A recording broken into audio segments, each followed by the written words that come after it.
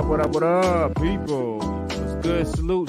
Yes, sir. Yo, what's good, everybody? Salute to the tribe. We're hip hop and comics and hip hop. We're a niche channel. Reserved for the best.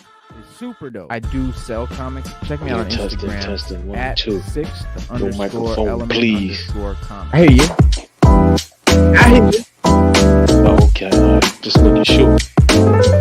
Yeah, because comic books are the sixth element of hip hop. Yep. Just making sure. Microphone, please make my bass come out so clear. Yeah. What's good, everybody? Salute to the tribe. This is the sixth element of hip hop. I'm your host, Reno Noir. This is your co-host, Stu Dog over here. And it is Monday. It is Monday, November 14th. We got KD3 and BP2. Let's review.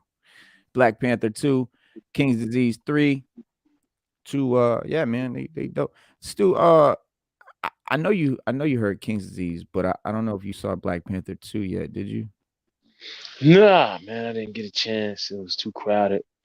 I was taking the girl's advice, giving my ticket to people less fortunate than me. No, I'm just kidding. I'm just kidding.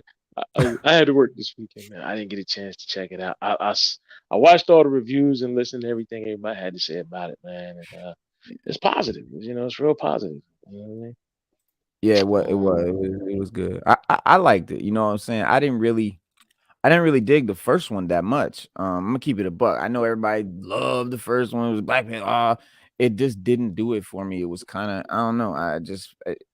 It was a slower movie. You're right. It was. It was good, but it was just a slower movie. It just was. I didn't like the sets, man. Their sets and backgrounds just seem really cheap to me. I don't know, cartoony. I don't know, fake. I don't know. It just didn't. I don't know. And listen, since I don't really know what the fuck I'm talking about right now, just forget what I'm saying. But listen. Everybody's entitled to an opinion, bro. So like, if that's how you feel, because I know a lot of people that they like Black Panther, they thought it was a slow movie. Yeah, I mean, the beginning was dope. The beginning was dope. A lot of people just thought it was a slow movie, bro. That's all. Not saying that And also too, Black Panther, it's made its debut across the world, seen globally, but it appears that a moment of gay representation has been cut in a few countries, but like China and all of that. Like since phase 4 of the MCU began, Marvel Studios has put more of a concerted effort into bringing new levels of representation to the story on the big and small screen. And this includes a number of characters that are part of the LGBTQIA plus community. And although, that's led to some issues regarding a couple of releases in some countries across the world. And it's crazy because, 2021, we had Eternals, which was banned from releasing in the Middle East due to, Fastos being depicted as a gay character. And then with the movie showing the relationship with his husband.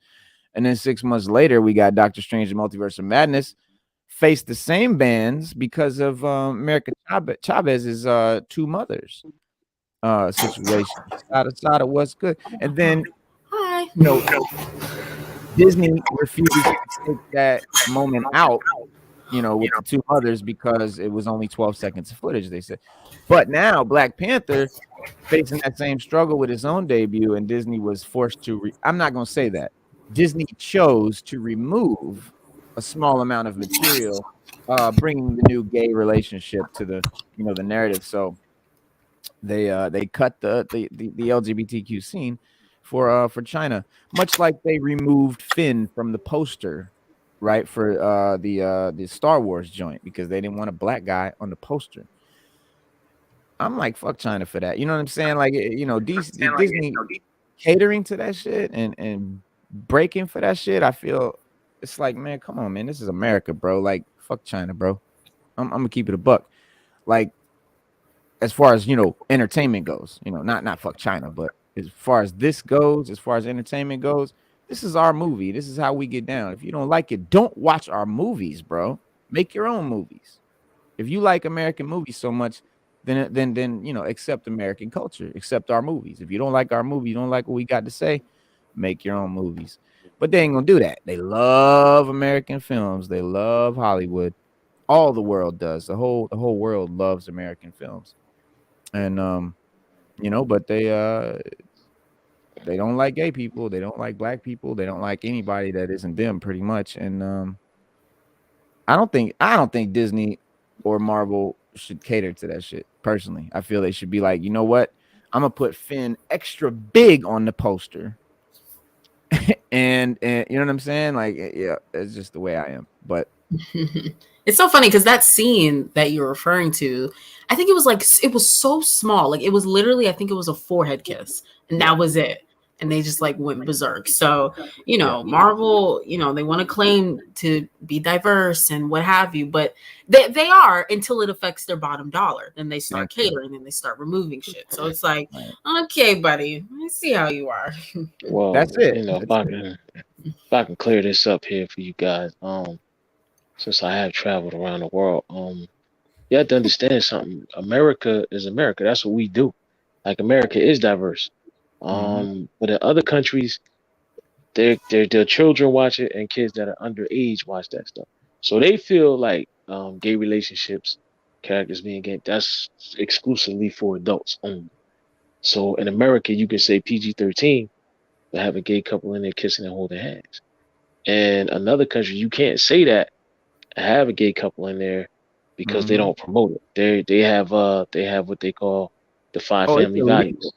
It's illegal there. No. It's gay. Homosexuality is literally a felony in these countries. Yeah, I think that's illegal. It's a felony in a lot of countries. Yep. But that's only because they are, my point is that whether felony or not, my point is this, is just that they just hold their religious values are different than ours. So, but my thing is America, like, okay, so why is Marvel catering to that? Yeah, why cater? Marvel, I get that because they have to. And that's what I'm saying. Like, they're only diverse until it affects their bottom dollar, huh? Right. It's okay to do that, but don't claim that you're the most diverse. It ain't. They're diverse. They're diverse in countries you can be diverse. But look at it like this: in India, they don't eat beef, right? They don't eat cows. They hold them sacred. They think they keep them as like pets. Here, we'll tear a hamburger or cheeseburger up in a minute. So. And then if you go to Seoul and Korea, they eat cat, but we think it's offensive. So it's like you got to cater to everybody else's. And since Disney is diverse, they have to be. That's diversity. You're catering to the needs of the diversity of somebody else. Yes, sir. Yes, ma'am. Yes, ma'am. Yes, ma'am. I don't know about that one. No, it's like, because in Seoul Korea, when the Olympics went to Seoul Korea back in the 90s, they removed cat from the menu on McDonald's. And they did it because they did. You're comparing the wrong stuff. That's not apples and oranges. That's a global thing, though. Like, but some people are offended by it. It's just but then some people are just offended by it. Some people are offended by certain things. Certain countries and people that come from there is offended by certain things. I don't care if it's a gay flag or whatever the case may be, or eating cat.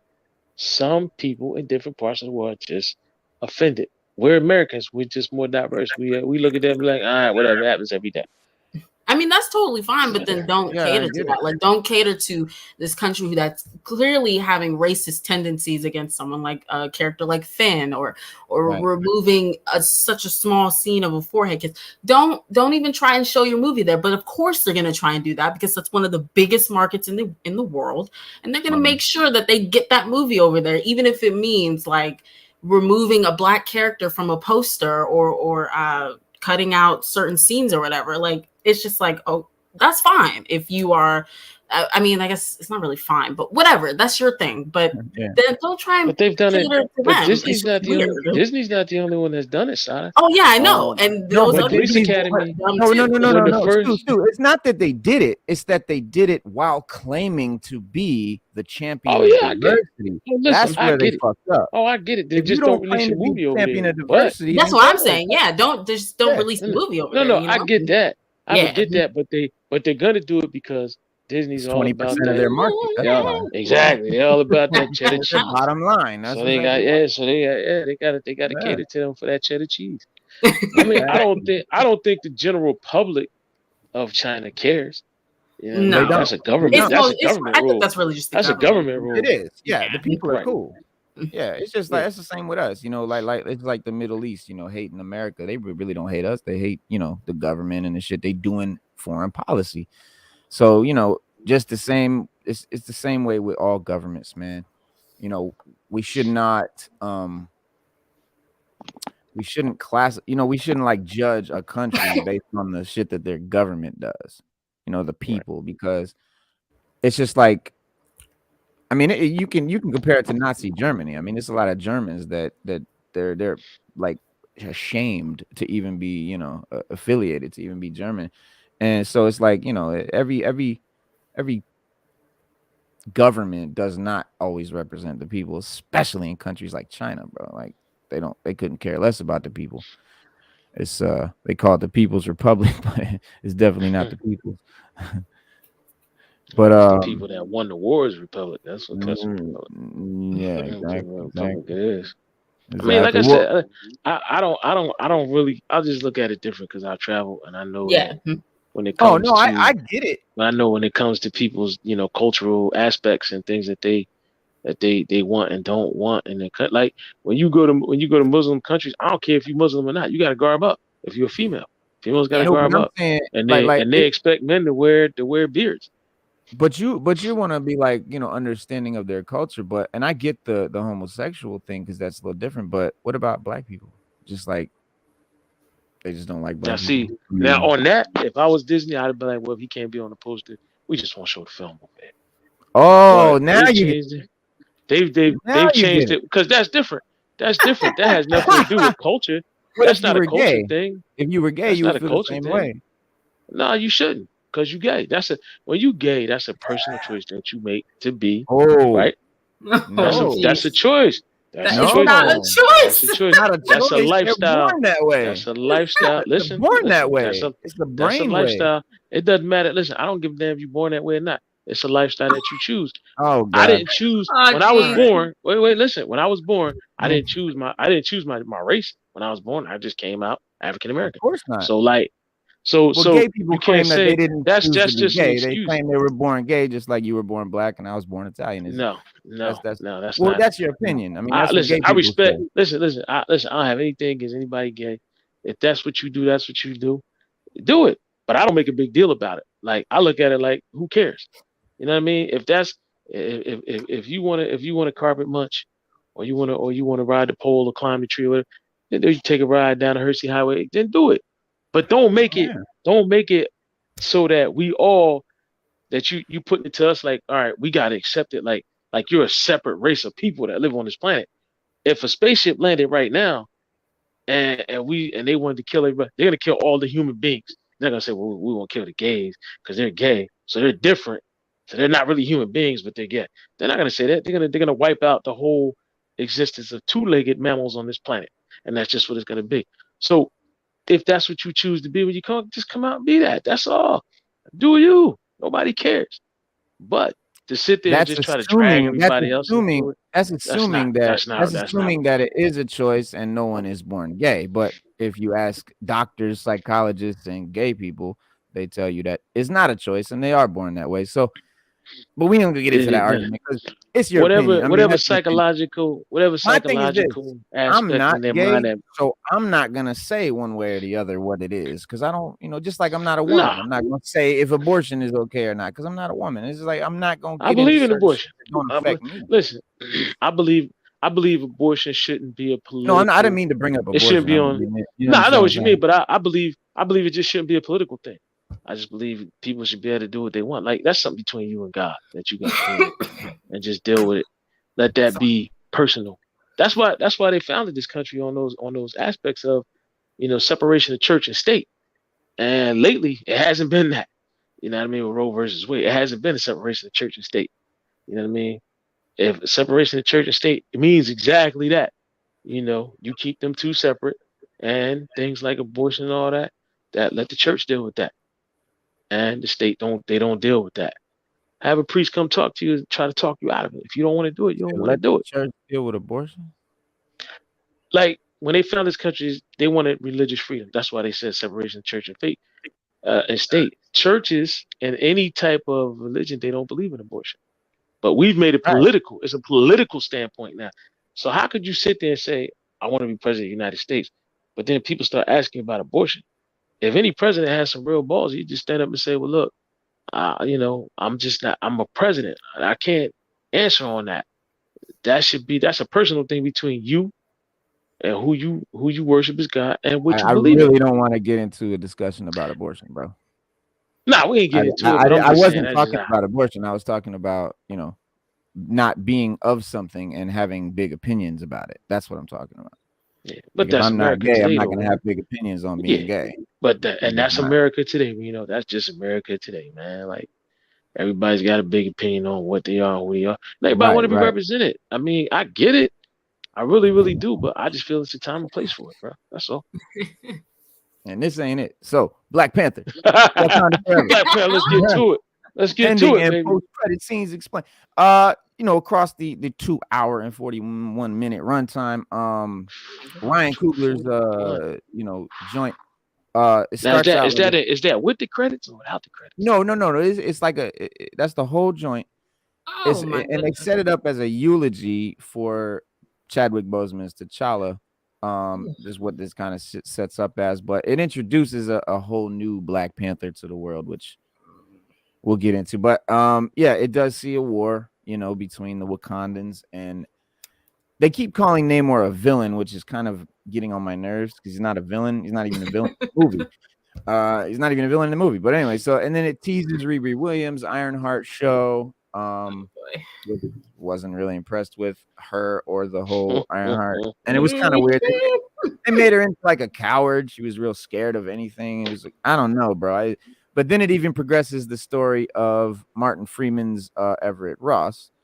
But even more impressively, it accomplishes most of this within the confines of the movie itself. There's only one mid-credit sequence to speak of, and it's not the kind that teases too much about about anything. But consequently, Wakanda Forever feels pretty complete and self-contained by the time the credits roll. But there are a few lingering threads that could have major, ramifications for the MCU going forward. And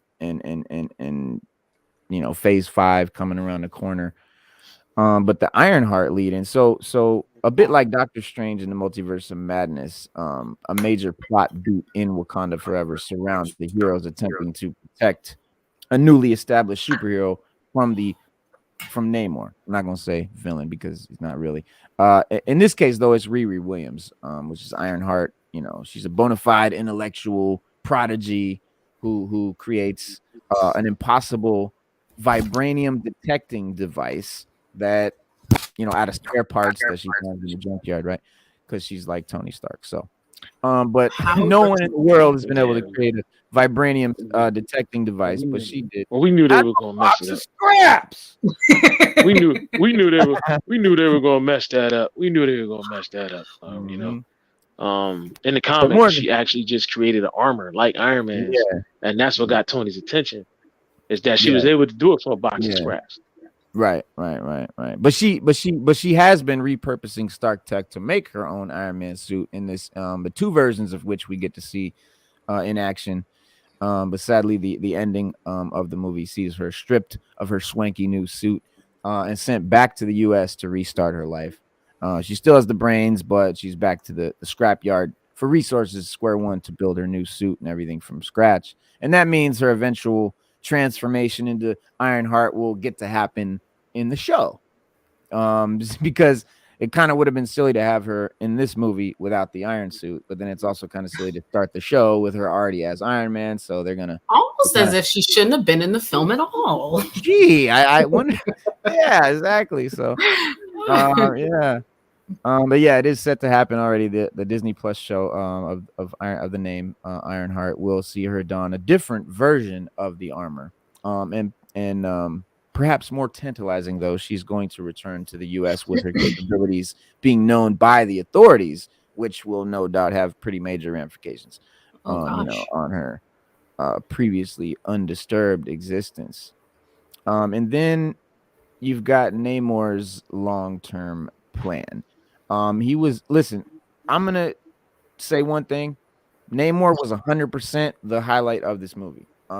Like if he wasn't in it, I would have found almost no entertainment value. Shuri does not make a great Black Panther. They totally should have recasted. That has been made brutally obvious by this movie. But Namor was a very solid character. Which Namor was the thing I was worried the most about because they were changing so much about Namor and Atlantis. I was like, oh my God, this is gonna suck. It did not suck. The Atlanteans were cool as hell. Telecon is a great way to. I think Sada, you said it. It was you said something like it was good that they didn't just shove Latinos into Atlantis. They actually made a new culture, a new world. Yeah, that was Mayan. I think that works. So I do, and that was really cool. So that worked out, and you know, they're Mayans, and so it's like an ancient Mayan culture that just sort of kept being that same culture underwater. And it's really cool. And they explain kind of, I mean, you can tell how like, because the first thing you say is, well, how come no, Jacques Cousteau never found Atlantis or whatever, but it all makes sense. So they do pretty good. And in the ending, we see Shuri put her bloodlust behind her and opt to spare Namor, who killed her mother, and then rather than wage eternal war between them, the pair, agree to a truce. Shuri will protect Namor and his people and keep their existence secret from the rest of the world, and Namor will ally his people with the Wakandans, and they'll all be happy together. And but however, it is unclear if the peace is going to last, and if they keep calling Namor a villain, I don't know. But in an ending scene, Namor reiterates his long-term goal with the truce, and he explains that with one condition of the truce being that Wakandans do not compromise his people's safety, the wider world will pin the events on the movie on them. Of the movie on them. And he explains the U.S. and other countries will turn on Wakanda, and with no other allies, Wakanda will have to turn to Namor for help, ultimately allowing him to get the war with the surface that he wants. He wants war with the surface. And, following on from Namor's final words, it seems like as though Wakanda is going to be enemy number one as a global power. And where they were like sort of this leader in technology, and they were kind of cool with everybody, it's like now that's a little shaky. For from the start of the movie, it's clear that the US and France are pissed about Wakanda's decision to not share vibranium with them, and these tensions look set to rise in the future of the MCU as, the deaths of all the international soldiers that Namor and them killed, and his soldiers will ultimately be pinned on the Wakandans. They're going to end up taking the blame. And, even more menacingly, Julia Louis-Dreyfus, the Seinfeld Valentina woman, reveals that she had been playing Everett Ross for the whole movie, having bugged all the communications he's had with the rest of the Wakandans, and she sends him to jail, which he's ultimately broken out of, and reiterating her desire to take the vibranium on behalf of the U.S., who, no doubt have some nefarious plans for the resource. And King M'Baku was dope. In a last minute sort of twist, they reveal that, despite taking on the Black Panther mantle, Shuri doesn't want to lead Wakanda as the queen. She doesn't, wants to be Black Panther. But so returning to the ceremonial grounds where we saw in the first movie, where the potential monarchs challenge for the crown, it's actually M'Baku who steps off the ship, announcing his intent to sit on the throne. And in a movie where everyone gets promotions, M'Baku does feel like the right leader for Wakanda at this point, with T'Challa gone. And it was always in Shuri's nature to forge her own path as her character. And M'Baku is instrumental in influencing But it only makes sense though, fate because of the in the first movie he was he was a challenger for success. Mm-hmm. Yeah. So it would only Yeah, make and a lot sense. of people thought, that he would be the obvious choice to take the Black Panther mantle, but Ooh, I don't know about that one. yeah, I think I make don't. him man-ape, but if he could sit on the throne, like I feel like movie verse wise, that would make sense. But like Yeah, being Black Panther, no. I don't know about that one. yeah. Listen, man, I had the greatest idea in the world. They should have just said when he came back from the blip, this is just what he looked like.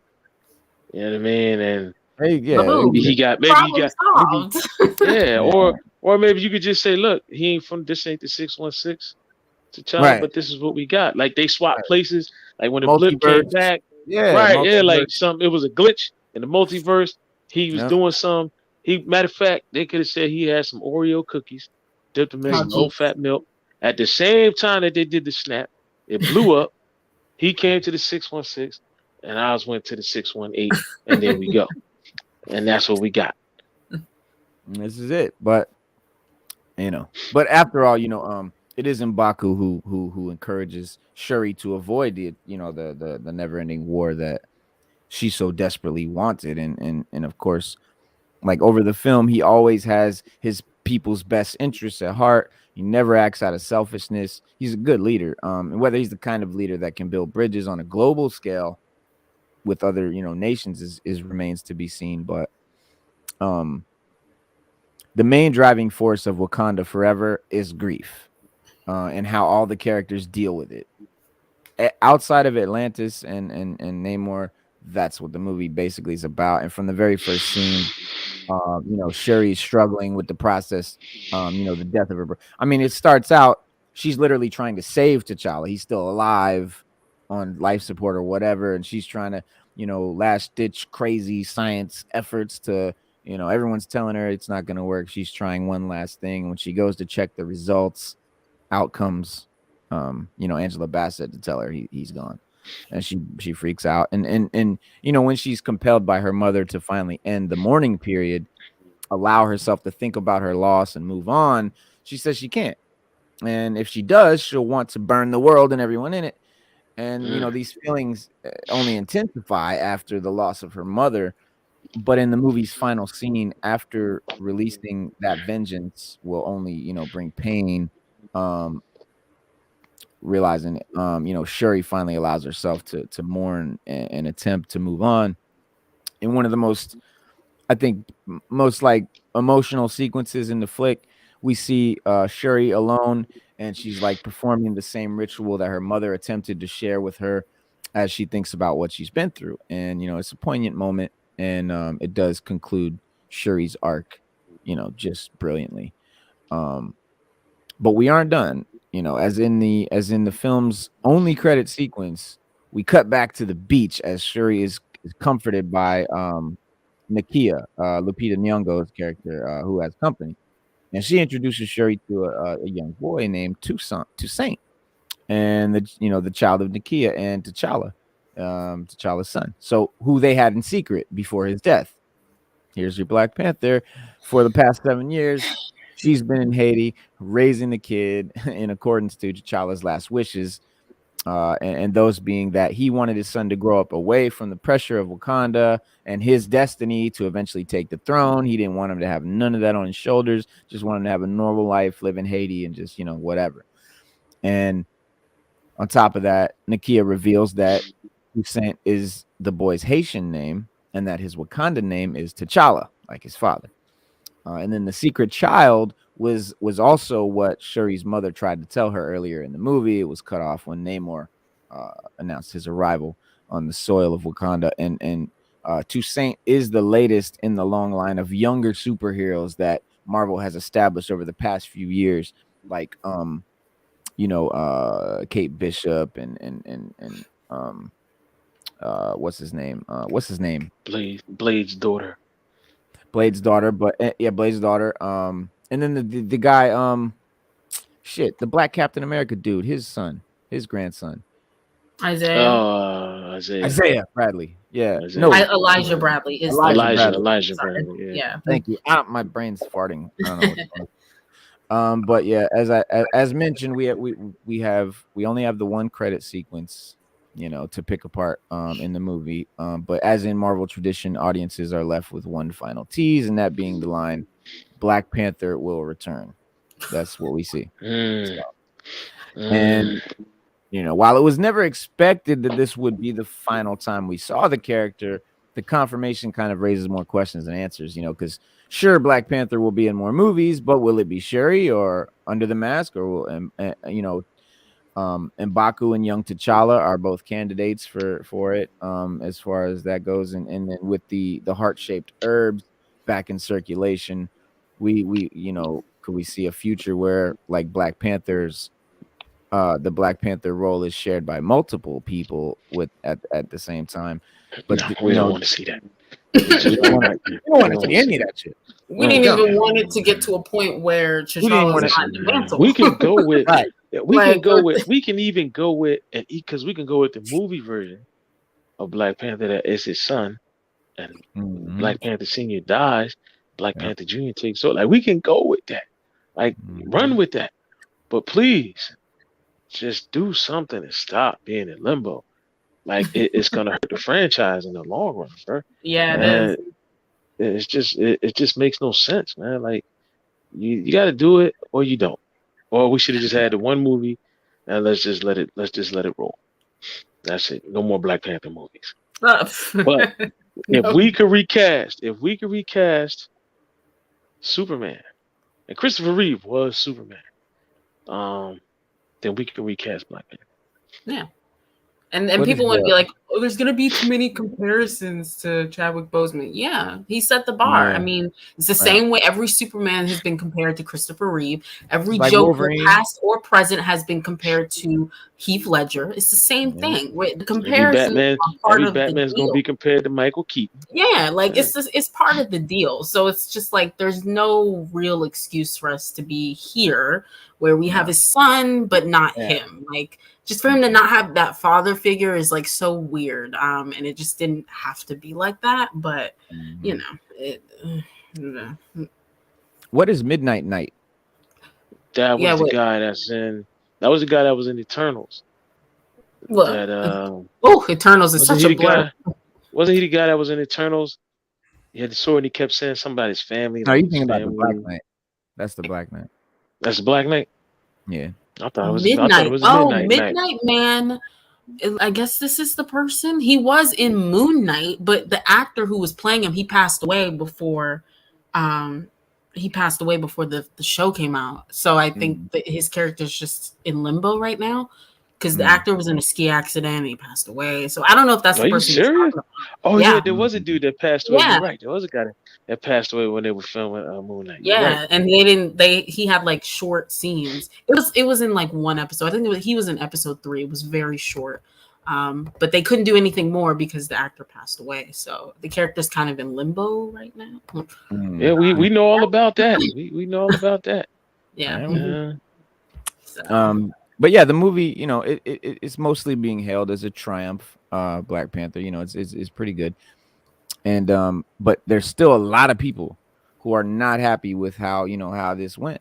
That hashtag recast T'Challa crowd is out in full force, right now on Twitter.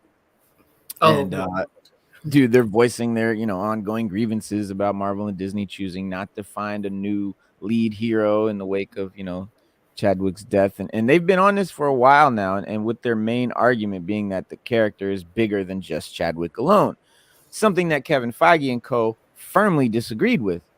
Now that the sequel's out, though, that hashtag recast crew feels that their argument is even stronger than ever, pointing out what they see as holes and flaws in the new movie that they think a simple recast would have fixed, and they're not wrong. And at this point, let's see. This guy tweeted. He said, "Look, hashtag recast T'Challa is still trending because folks are feeling what we have said all along.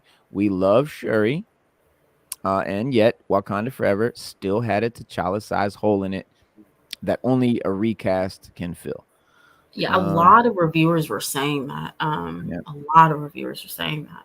I think it's just like the fact that you incorporated how Chadwick passed in real life, you decided it was a good idea to incorporate that in your movie. Like you're blurring the line between reality and fiction, and you're making it seem like this character is only as big as the actor, and that's not the case. So you just really set yourself up. Like I just don't understand. Like you just set yourself up. It was a bad move. You know, I think maybe, and this is just a guess, but I think maybe him dying like so suddenly and without people really even knowing he was sick, I think it was like the shock of it. And I think maybe that's why Marvel was just like, oh God, you know, he died. Like we can't just recast him. Like, oh no, like, and they just freaked out. And I don't think they thought it out clearly, because if they had sat down and objectively thought about it without any emotion, without the shock of him passing unexpectedly and everything, like it just makes sense to recast. They would do it with any other character in any other situation. So yeah, I mean they did with General Ross, and that actor died within this year. So it's just like I don't know. Like I mean, I understand the shock, and we were all shocked. And it's like you could just wait. Like no one would have a problem if you just wait. Like we're not asking to recast right this second. You could just wait and just take that time, and then when you're ready to come back full force, then come back full force. You know, like nobody would have a problem with that. Nobody would have had a problem if this movie was set during the blip. And you could still acknowledge him in that way. And it's just, you know, I don't know. It's just kind of crazy. Yeah. I mean, you know, you can hop in, you know, to the trend and see all the points on Twitter, but basically, you know, super fans just aren't happy with how T'Challa's death is addressed, and probably because they're never quite, you know, they never quite explained what killed him. In the movie, it's not at all mentioned like how he died. There's some mention of like some vague disease that he succumbed to or something. They don't even mention it. Yeah, and you know, there's certainly a lot of incorporate real life. You know, the lines are blurred. That's right. You know, it's like this is a fictional character. A real person died, not the fictional character. There's just really no logic to not casting. It has to be emotional. There's no real logic behind it. And there certainly is a lot of, you know, on-screen mourning in the movie. And Chadwick's shadow, you know, they definitely made sure that they honored him. And like this is like a tribute to him more than even a movie. But, you know, you never hear his voice. You never see anything. It's just silent flashbacks and montages. But you know, some people say that there should have been more of a creative effort to actually have him reappear and speak on camera somehow, like Carrie Fisher in Rise of Skywalker. But I wouldn't want to see that. But yeah, I don't know about that. I think that just would have been a little too much. Nah, because like the way they killed him, like it's just like, so this character in this civilization that's so advanced with all this tech, it can identify any disease. I mean, they were OP from the first movie, but not this one, for whatever reason. You know, when you can't make it make sense within the world you've established, you just might want to start over and try again, because you know it's just I don't know. And then there's also the issue of Letitia Wright, who in fact becomes the new Black Panther. But literally just for like the last 30 minutes or so, if that. And she only has one big fight sequence before she loses the suit. And it's dope, but it's super brief. And a fair amount of people feel like there wasn't enough Black Panther in Black Panther. So, you know, they're complaining about that too. You know, last but not least, and this is one huge spoiler here, but there's a new T'Challa of sorts, you know, in his son. So in the post-credit scene. So maybe they were like setting that up, because it's like, okay, we didn't like recast him here, and this movie's kind of maybe about the transition, and maybe the next movie they'll give us T'Challa Jr. as Black Panther, and maybe that's what they're setting up, and that's what I hope. But that's ridiculous. For all that, just keep the actual T'Challa, like, or have him there, and you know, I think they're trying to fix it now. I think this is their way to kind of fix it now, because it is an after credit scene, and you know, after credit scene can be made after the movie's been made for you know, whatever. The movie's done, we fucked up, we didn't recast them. Just after credit scene and fix it for the next one. Every time they try to atone for their sins, it's like the craziest thing ever. Like they did it with Black Widow, and now this. It's just like, oh my God, guys. Oh, the next up is Hulk for whenever they decide to give him his own movie or whatever. Oh my God. Yeah, I'm so worried about it. Yeah, it's the Disney CEO Bob Chapek says that they ought to listen to the audience. He's down, but so why aren't they? Because things aren't really looking great from where the Disney CEO stands. Because despite $82 billion in revenue for fiscal 2022, investors are balking and stock prices are down, and highly respected financial analysts are calling for him to be fired. Oh my God. Oh yeah, like, and what's Lord's this? light. Yeah, and apparently he cuts jobs and institutes a hiring freeze while creating cost structure task force to further implement cost cutting measures, and people will lose their jobs because the company fell $1 billion short of expectations despite making over 18 billion more than last year. Oh my God.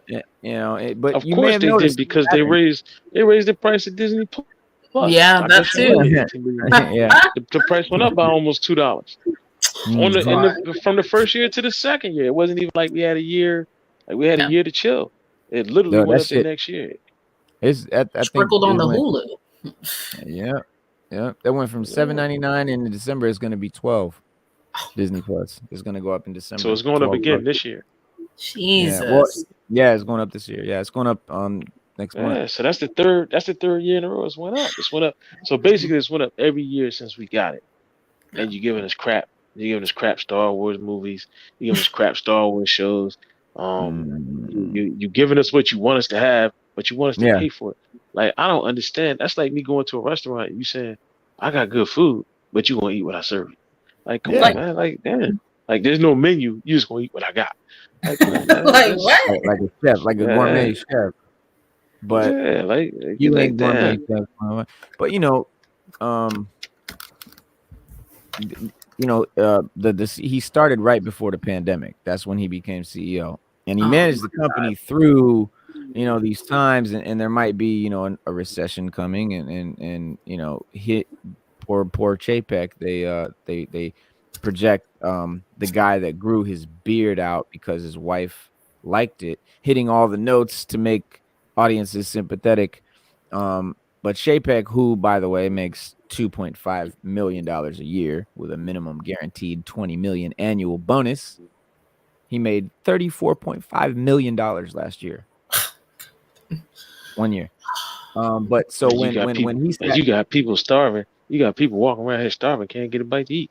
Oh, man. $34 million in 1 year, and motherfuckers can't eat. You know what I'm saying? But when he sat down with the Wall Street Journal for the Tech Live 2022, after making cheeky comments about the Disney fan community and declaring that every guest will have a great experience because of Genie Plus, he brought out a new soundbite designed to reflect his favor and said they ought to listen to their audience. That's like what his saying. And so, but are they? Of course they're not. But that's what they're saying, and they're saying that they're listening, and they are listening. They know what we're saying, but Disney sees fans complaining. Too much Star Wars, too much Marvel, bring back Horizons, anti-Chapek positions, ad infinitum. It's just lower the goddamn prices. Lower the prices. That would help. I think that would help because they think that raising the prices is going to raise their bottom line. But no, you drop the price, you're going to get so many more people to subscribe. You make more money. It's like common sense. But listen, they don't know be like Netflix. You see what happened to Netflix? Netflix lost a lot of customers when they raised their prices. People just was like, you know what? I'm good. I'll find an alternative means, and there is an alternative means to watch stuff on Netflix. But we don't promote that here. We don't promote that. No, this wasn't promotion up. I was just stating the obvious. That's all. Just stating the obvious. That's all. It trickled onto Hulu. Like Hulu at one point was like $12 a month for no ads, and now it's the same as HBO Max. And the quality of content is not nearly on the same level as HBO Max for me to be paying $15 a month. And you know where they got that from? They got that from Peacock. Peacock has been so successful because you got two versions. You got the paid version, and you got the free version. It's just like Tubi. You got the paid version, and you got the free version is good. You can watch it. Hey, I like the free version. You got some stuff on there. Right, you got some stuff on it you're going to get into. But the paid version is just so much more better. Yeah. And that's just, so you can live with both versions. Right. Both versions are reasonable. Right. And that's the part that they just don't get. That you're not making it reasonable for nobody. You shoving it down our throats, you putting it in our face, and then you saying, take this. Like Star Wars. Like right now, Andor is the lowest rated Star Wars show to date, but it's the best Star Wars show to date. Yes, it is the best one. Like the critics are saying it. Like everybody's like, wait a minute, this is the lowest rated show to date, but it's the only show that they've ever came out with in the past 3 years that feels like Star Wars. Like it literally feels like. And that's the quality that we expect. And they said it right. And they said it's the best Star Wars show to date. And they can't figure it out. They're like, well, how is that? Well, they also know that the same fans are subscribing to Disney Plus, binging She-Hulk, and renewing annual passes. So if we're still paying, why would they change their model? Look, I'm not going to be, hypocritical, but I'm not going to stop. I'm not going to stop, watching the shit and doing what I want to do as long as they keep putting shows like Andor and The Mandalorian out there. I'm good. And I'm going to have, the ad-free subscription, to Disney Plus because my whole family likes to watch all kinds of stuff on there. So it works out for me. And I pay for a D23 gold membership, but hardly ever use the perks. But I don't expect anyone to give up the things that bring them joy, in an increasingly stressful world, but just make it affordable, and while they're watching our behaviors, we can do the same thing.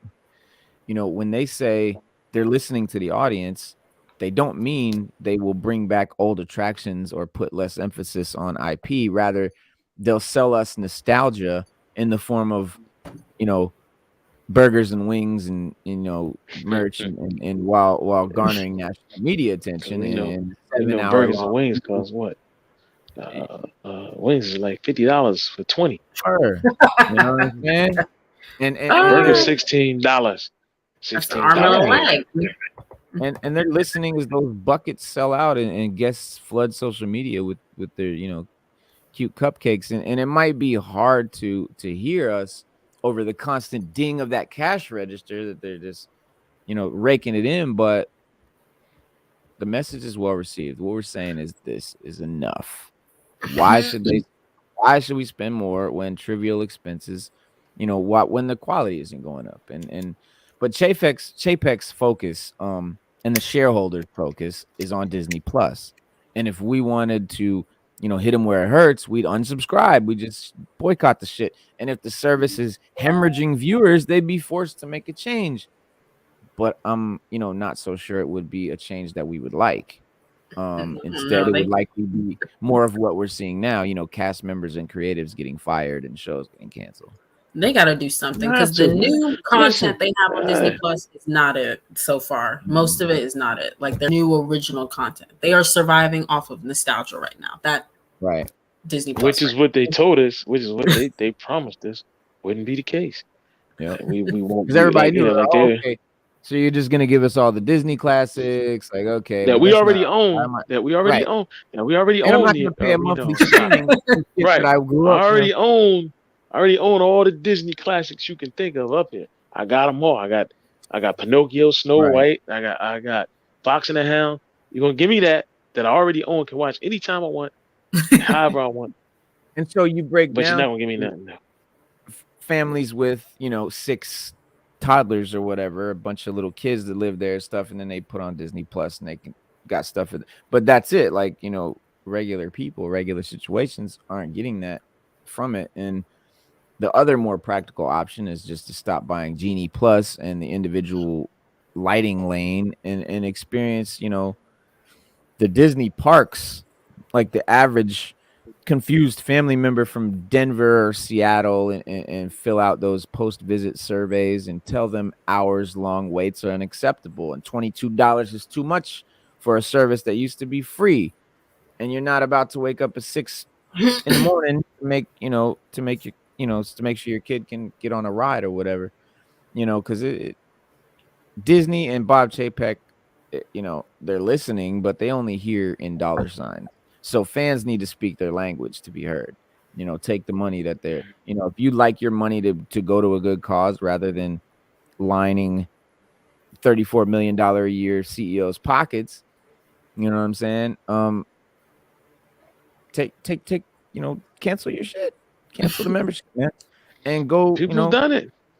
Listen, people have done it because remember we had a Disney Channel, and that was, I mean, how successful was that? People had it for their kids, like you said. They got it on their cable bill for their children, and it was huge.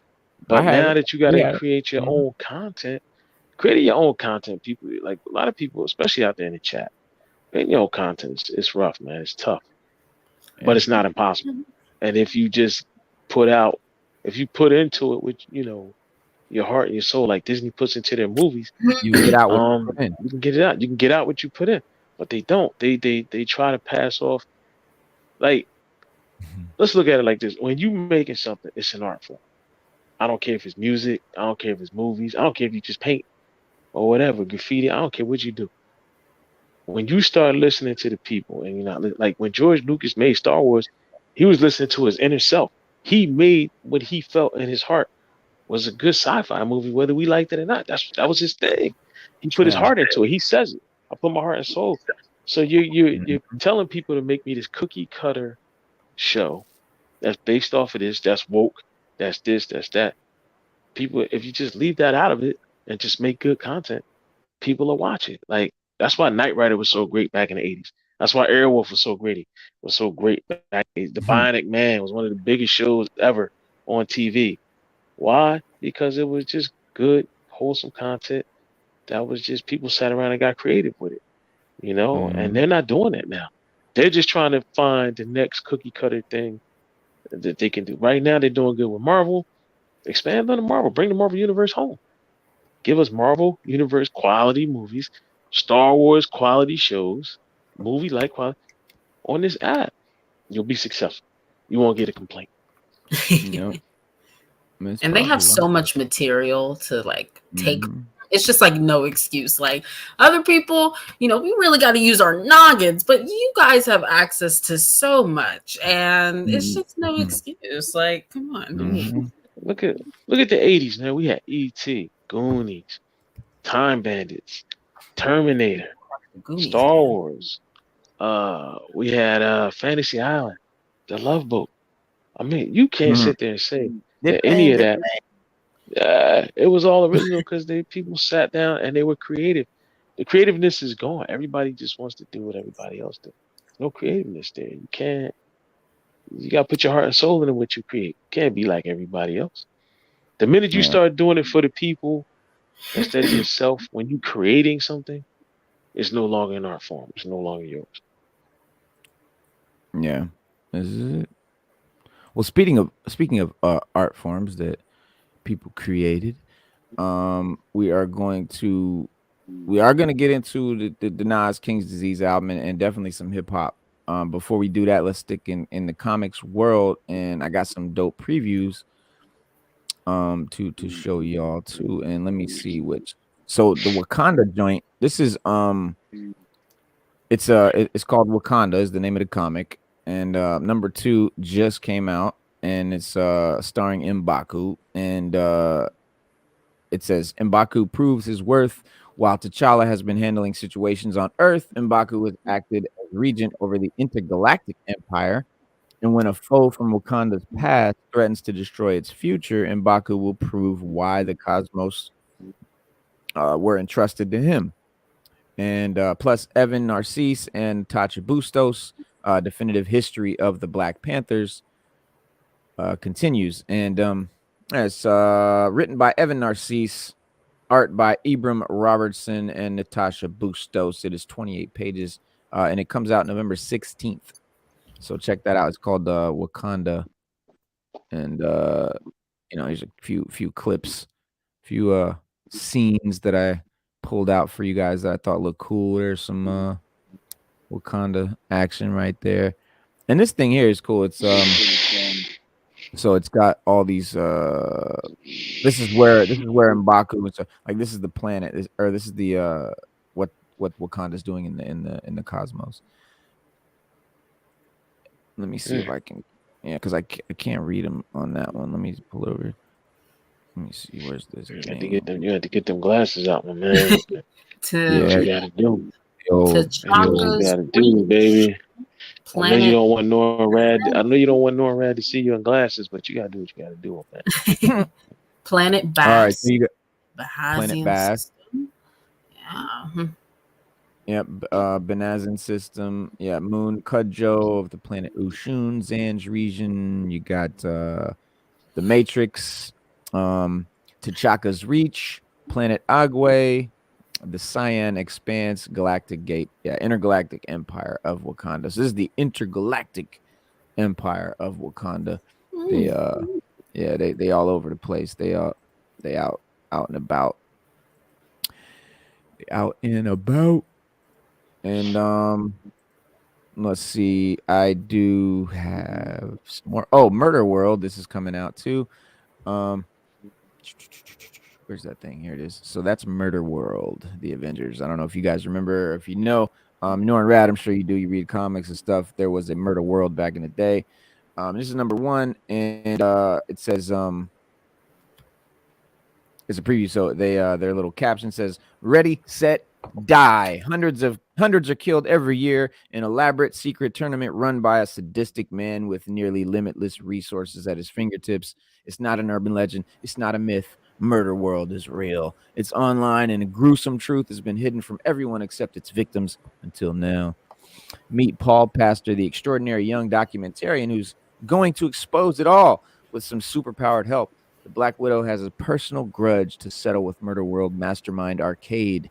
But can he stop this game before it kills again? Arcade is he's the guy. He's the guy behind everything. Right. And Murder World is the wildly violent ride you've been waiting for. Gut-wrenching twists, unbelievable deaths, and the Avengers bloodier than you've ever seen them before. The tormented minds of Jim Zub, who did Conan the Barbarian, and Ray Fawkes, who did Constantine, and Jethro Morales, kick off the miniseries. And it is 28 pages. It also comes out November 16th. You notice, and I didn't really pull up any pictures because the art in this one isn't like, I don't know, it's not exceptional. Let's mix it up here. I've got a preview. Oh my goodness. Murder World. That looks interesting. I was introduced to Murder World in Ultimate Alliance, Marvel Ultimate Alliance, the first one, the first video game. Yeah. He was in that. He was like a boss. He was in there, yeah.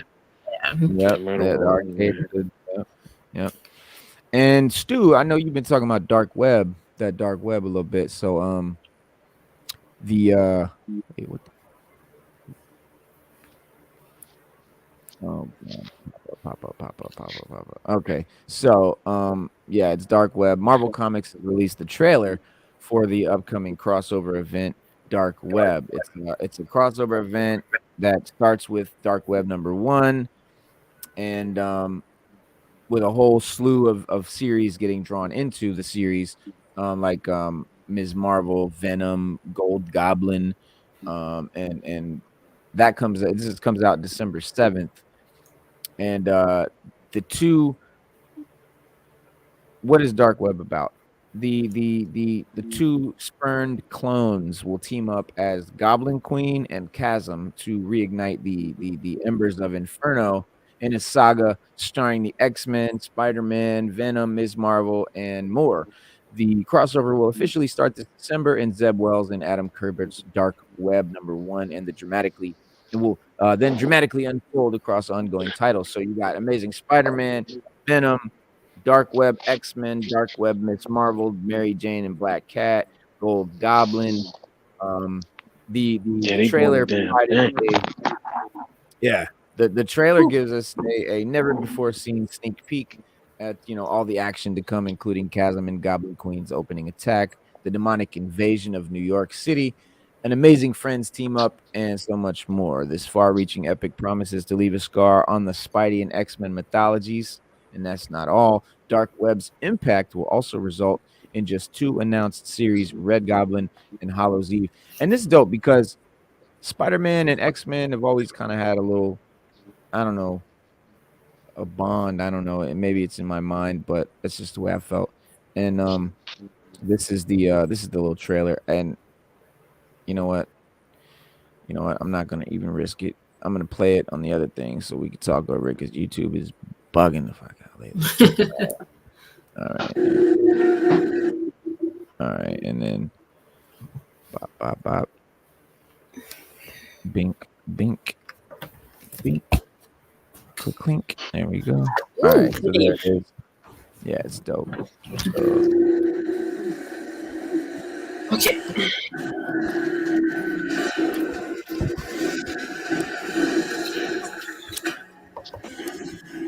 Yeah, it's not like a movie. It's just a comic trailer. Yeah, it's a trailer. Yeah, the comic. Yeah, like the ones I'll send you on. I'll send you on the DC. That's the Red Goblin Queen, and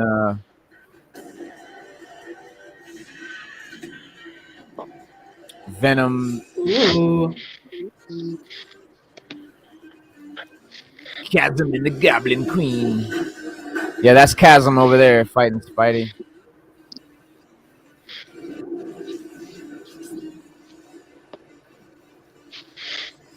Dope. The sun is setting. Dope. Dusk approaches. Who is friend? What a question. Who is not? Who is foe? I see him giving it to Venom. He gave Venom the chop clopper. Oh my goodness.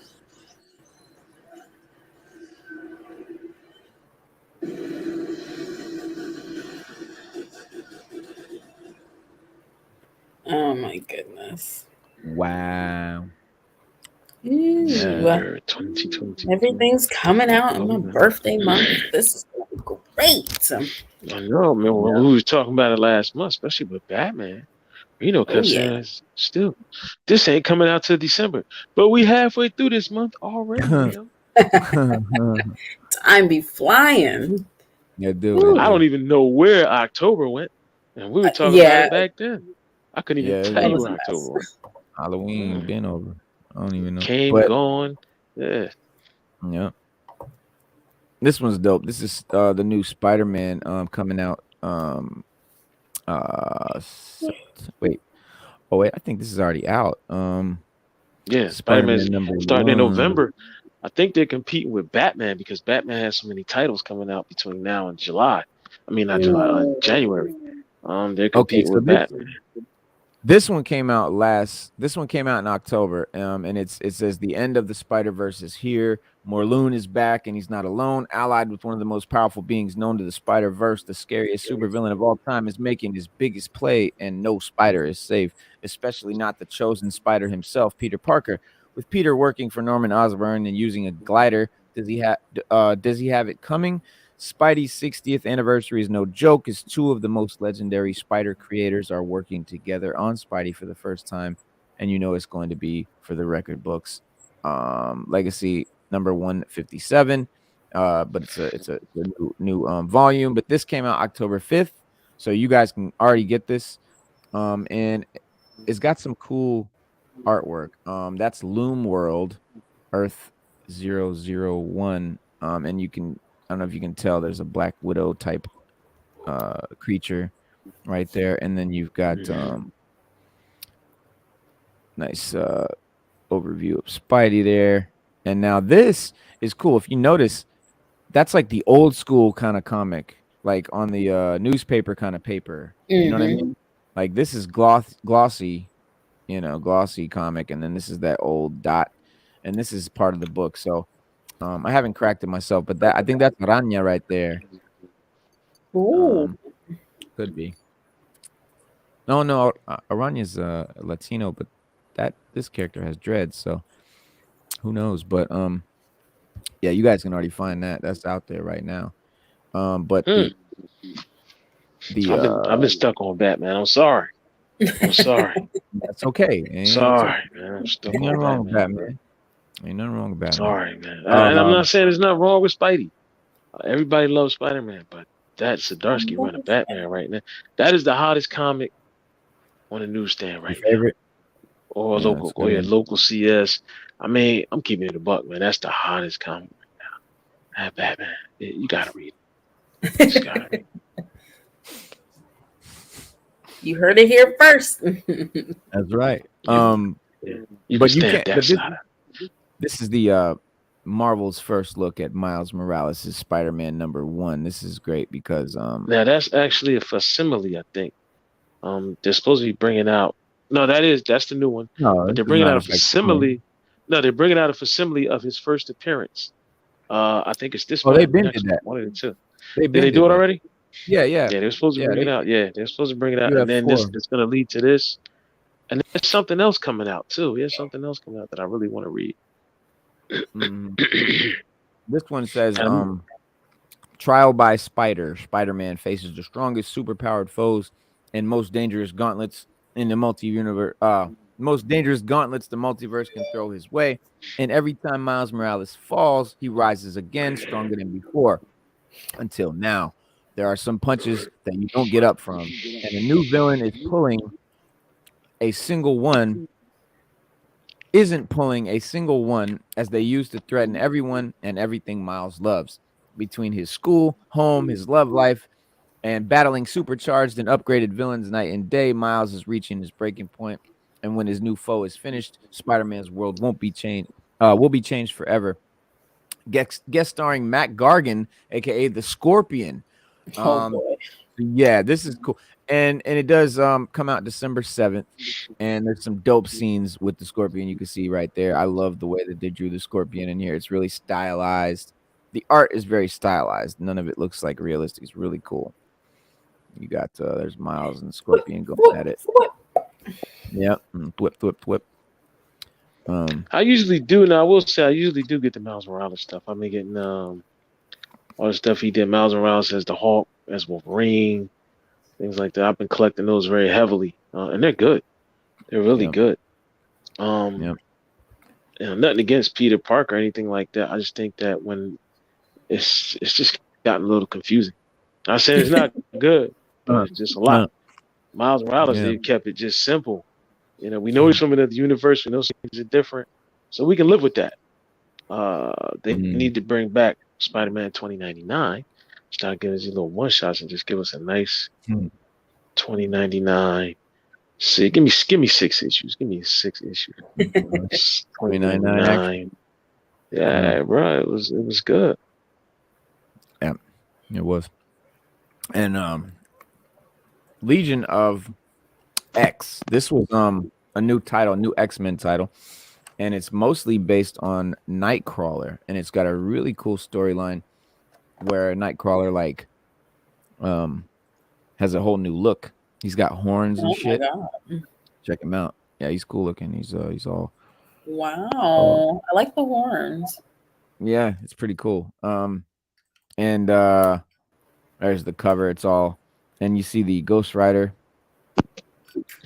looking mutant there with the and I think that's Banshee, and I can't wait to get into that because it's like Banshee's costume with the wings it seems to have, and it's black and red, but he's got like this flaming Ghost Rider type skull, but it's purple and blue, so it's like really cool. I want to know what the hell's going on in here, and it is what do you call it?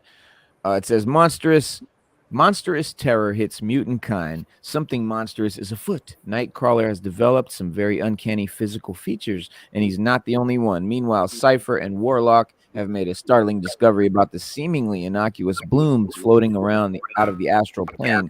Will the Legionnaires be able to untangle this web of threats before it envelops mutant kind? And this will come out. This just came out, on the 9th. So you guys can check this out. And like I said, got some really dope art, some cool shit. If you're into Nightcrawler, this is definitely a cool one that you don't want to miss out on.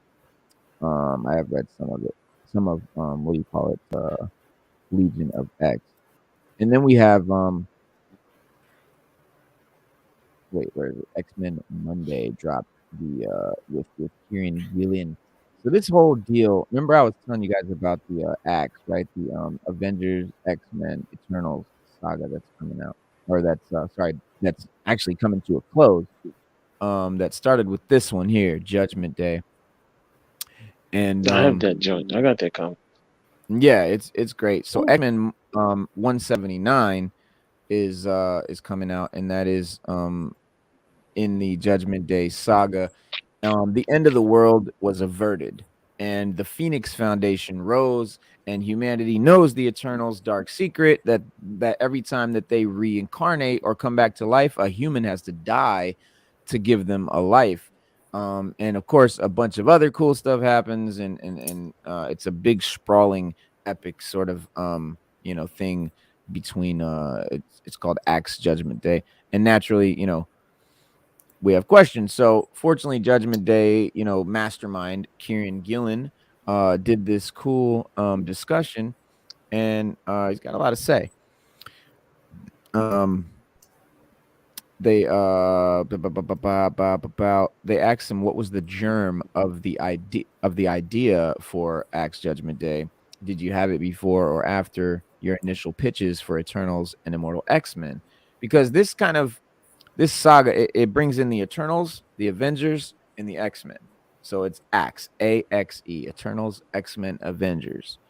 And that pretty much covers everything. You got the Eternals, you got the Avengers, you got the X-Men, humans, deviants, Eternals, they're all there. But he says it wasn't in my absolute original pitch for Eternals, which was this big document where I outlined what I thought I needed to be done to the Eternals to make them work, the secret of resurrection and all that. At that point, my Eternals was the firm first arc, plus the big concept for the second one, Thanos as Prime Eternal, and a whole lot of material to choose a path through.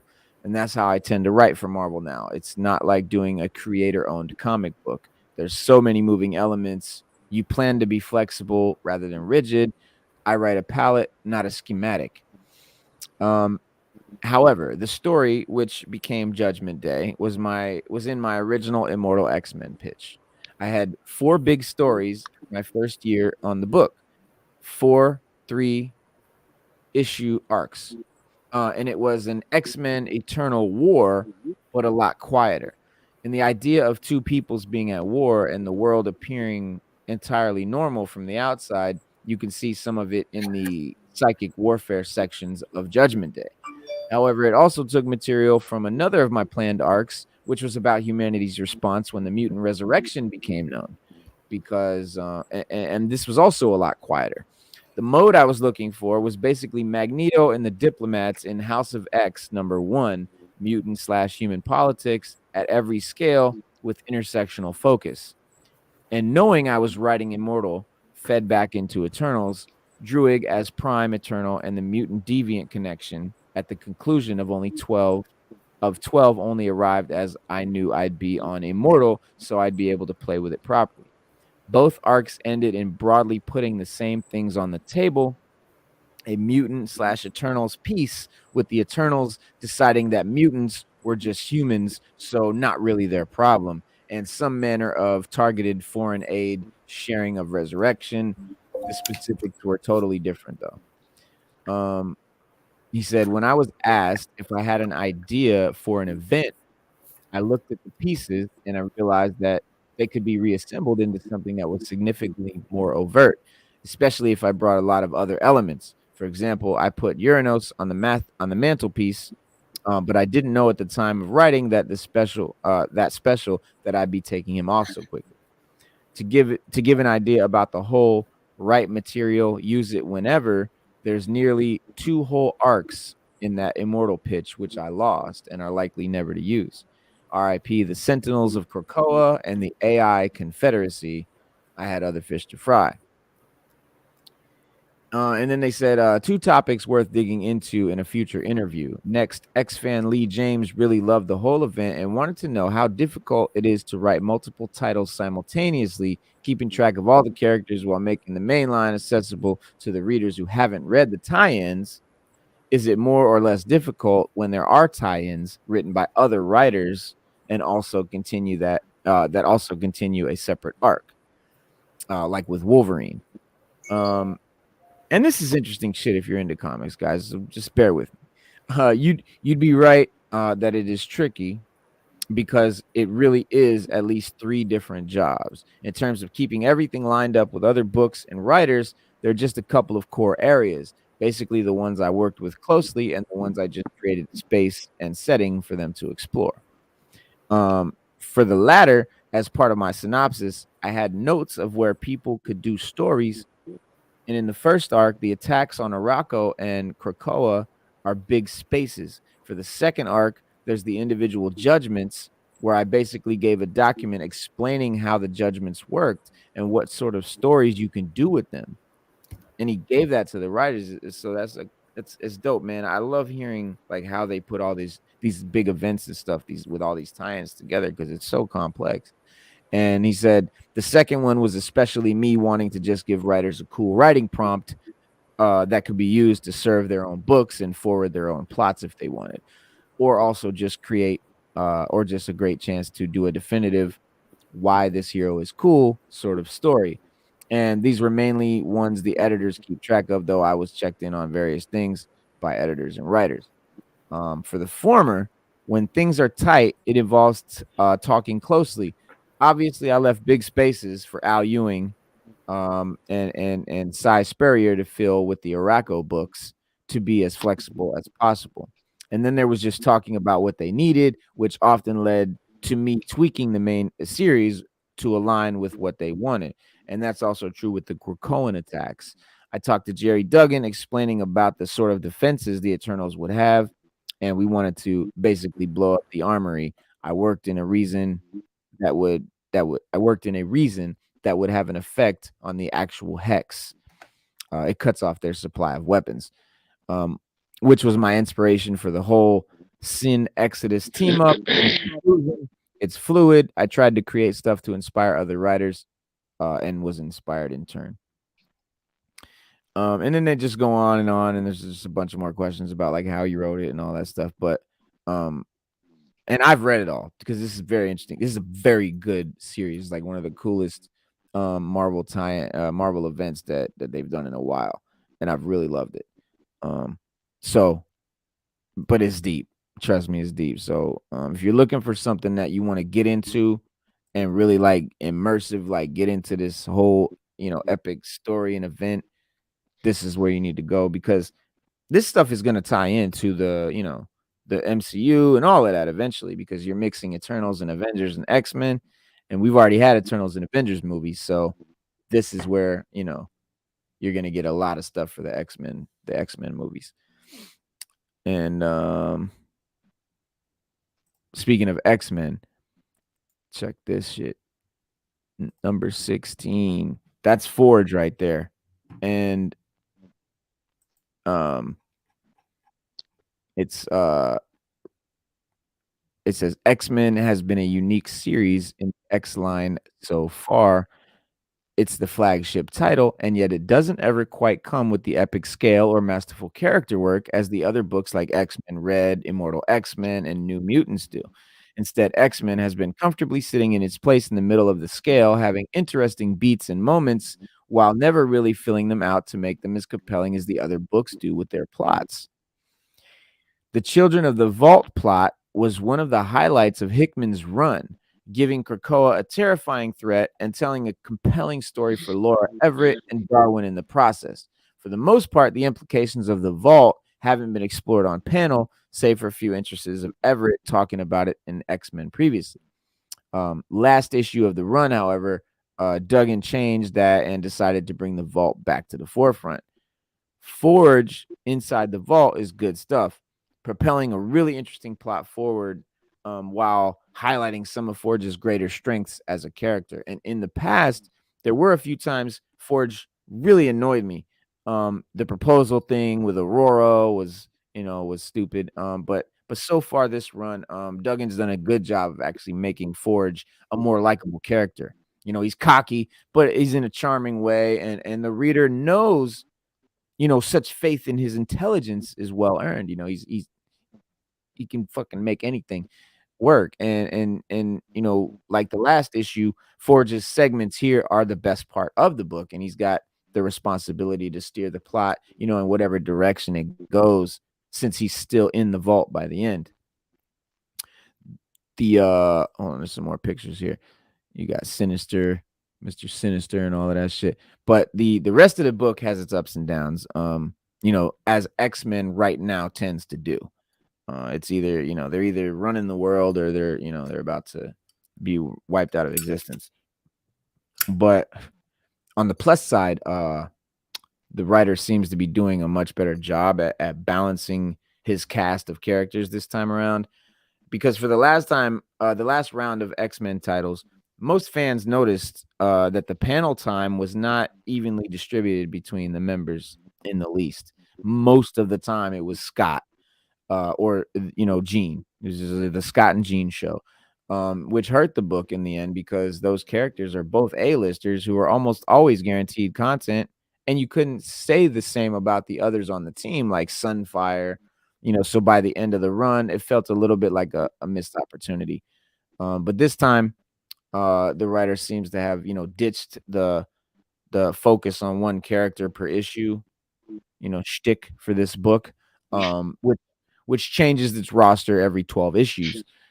The character focused issue structure works far better on like Immortal X-Men, which constantly provides like thorough and thought-provoking character analysis. And in X-Men, the book is working much better as a team ensemble, with each character, getting at least a little panel time for a few lines. And that's the way X-Men, sort of just should be, when it's a team. But on the less great side of things, there are certain beats of this issue that just fall flat. It's the biggest one is probably the growing drama between Scott and Alex, which stems from Alex learning that Forge asked for Alex to be on the team just to spite Scott. Alex and Scott aren't typically a hostile relationship, typically, but they're kind of support beams for each other usually, and there's never any doubt that there's any love between between the brothers, that there's love between the brothers. But in this issue, when they start squabbling, the X-Men around them are saying shit like, "Oh, they always do this," and I gotta wonder what interactions between the brothers these characters are typically seeing that we aren't seeing. It makes you wonder. The other and bigger concern is what this means for the elections and the characters themselves, right? Scott and Jean founded the X-Men of Krakoa, specifically on the premise that the council was not involved, no oversight, and that Krakoa would vote for their own roster of X-Men, their own hero. They're gonna vote. This is gonna be the team. And that was a huge focus of the first year of the X-Men title as well, with each character spotlight issue touching back on why they were voted to be on the team. Here, Scott selects Forge specifically for the purpose of learning about the vault mission, and Forge picks Alex. So the idea of Scott scheming to get Forge on the team just for this mission is actually really good. It's just mishandled at the moment. But Scott isn't the, Cyclops isn't the Boy Scout anymore that, just sees the world and right and wrong and good and bad. He's been a leader of the X-Men. He's been a leader of different mutant nations. He's been, he's done the X-Force thing. He's done the whole shit. He's done it all. And he knows that sometimes you have to tip the scales now. So he's a cooler character. I was never really like big on Cyclops because I don't really like Boy Scout characters. But he's way more fleshed out, and just has a a more sort of, I don't know, realistic sort of character. But with his tactical mind and tendency to plan far enough ahead to always have the upper hand, it could have been really interesting to see how Cyclops manipulated the vote to get Forge on the team in the first place instead of just, nixing the vote and picking him. Emma and Jean both have strong connections to Cyclops and are privy to all the secrets, as well as being two women who aren't afraid to use their telepathy in perhaps unethical ways to get the desired result for the greater good. Had Emma Frost or Jean Grey intervened to ensure the vote would go the way that they needed to, a much more interesting plot is set up. But the way it's being done right now just feels like it's an insult to Scott's intelligence and feels more like, forced than anything too compelling. And more than that, what's the purpose of the vote in universe if Scott just selects people, right? But I'm sure that the drama between Scott, Forge, and Alex will get more interesting as time goes on. But right now, it just feels kind of cheap. Because Sarah's art has been the highlight of this new X-Men era. It's like probably, it's exceptionally different, especially with his work on X-Force, which, often allowed him to like think outside the box for panel layouts instead of just like grid patterns. There was like, some cool angles and cool shit, and you got creative with the backgrounds. And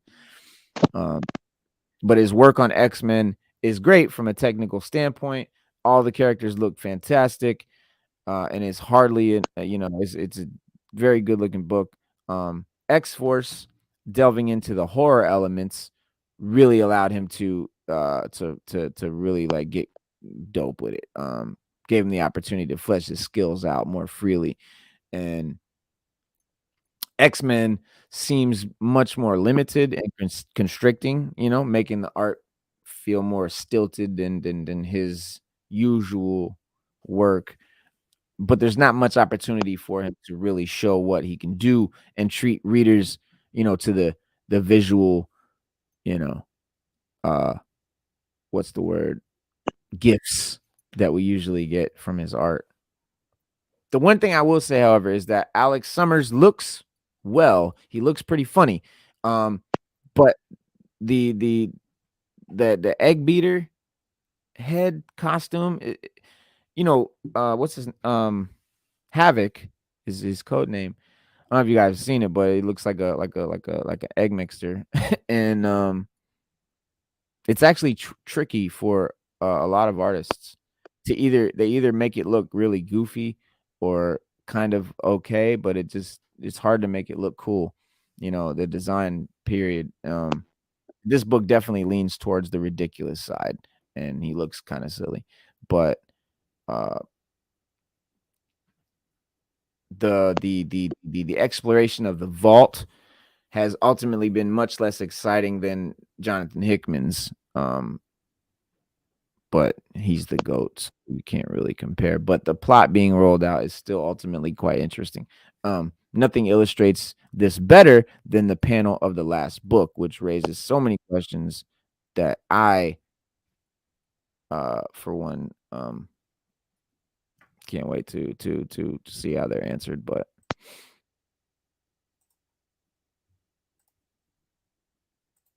I'm sorry, that whole picture was up there the whole time. Yeah, and what happened to Sada? She bailed out. Oh, she'll be right back. Oh, she had to go. Okay, she had to go. Trying to catch up on the comics and shit. I do too, Slade, man. I hope it's Banshee, dude. That shit looks cool. Always politics. Ever since Cyclops killed off Professor X and Avengers, I hated him. But Evil Scott is cooler than Boy Scout Scott. That's what I'm saying. Like, he's just cooler than Boy Scout Scott. Because Cyclops can be a badass, character if he just wasn't so corny. It's all the time, but he's never been my favorite, like, but it is what it is.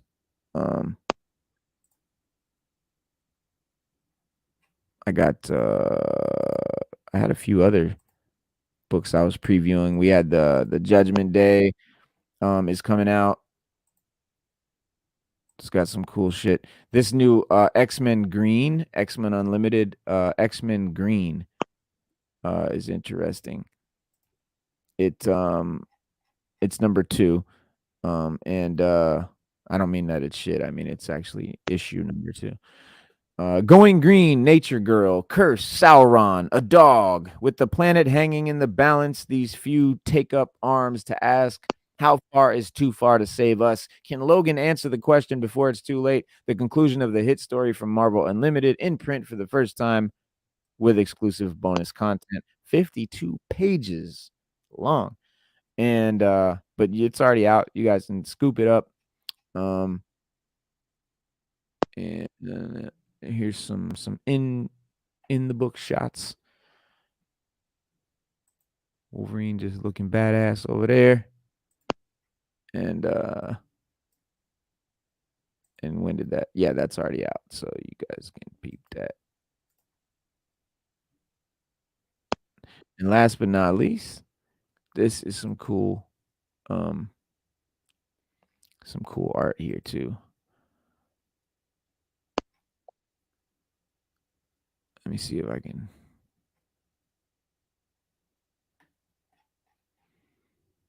Uh-oh. Uh-oh. Uh-oh.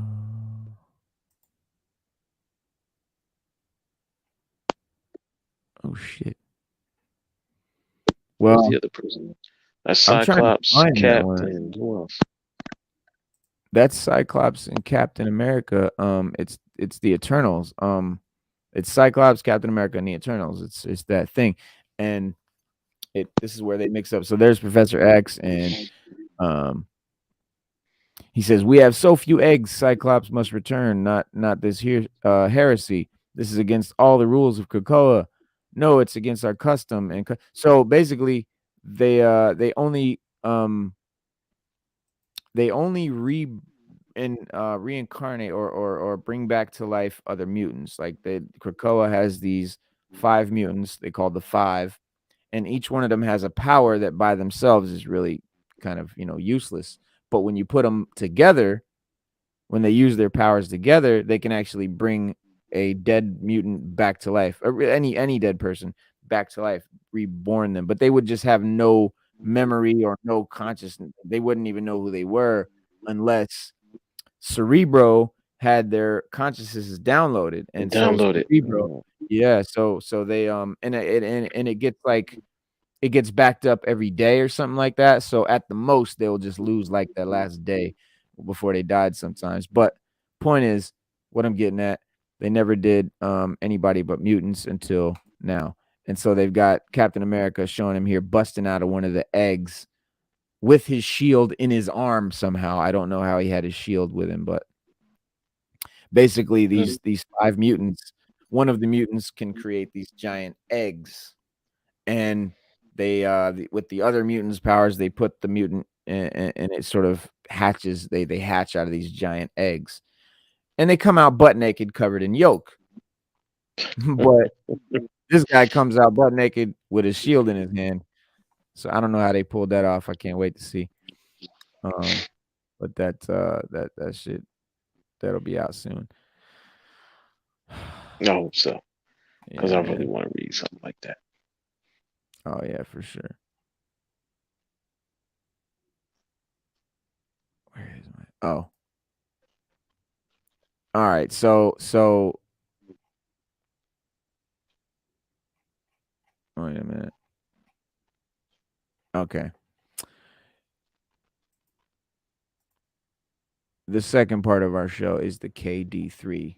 Would have been, I guess that's the KD3 and BP2. Let's review. So this is Nas King's Disease album, the 3 gold bars, the King's Disease 3.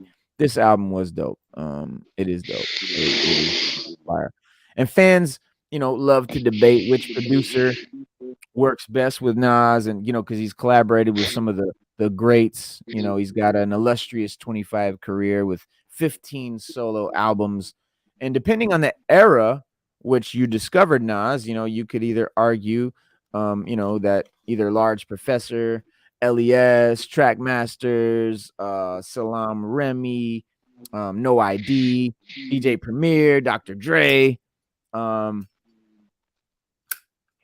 maximized the producer rapper synergy. But in the 2020s, maybe Hit Boy is best fit for keeping him relevant, and changing rap landscape, with an unrivaled run of releasing 4 projects. He did King's Disease, 2, Magic, King's Disease 3 now, and Nas and Hit Boy have compared their creative output to Shaq and Penny, Michael and Quincy, paying homage to duos, with undeniable success and chemistry. And it's a Grammy-winning super producer with with other art, but there's something special about Hit Boy modernizing Nas's sound, heightening his stories with subtle, his beats. And like I said, King's Disease 3 is the 3rd iteration of the first of the series with no features. The other 2 were full of features. This is strictly Nas, continuing where he left off. King's Disease 3.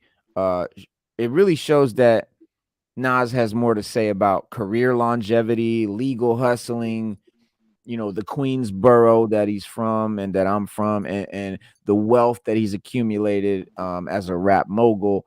And the song ideas and themes are coherent, showing Nas is improving as he approaches 50. I'm telling you, this is some of Nas's best lyrical work in a long time. I think it's the best out of any of these 4 Hit Boy albums. I think this is his best lyrical work.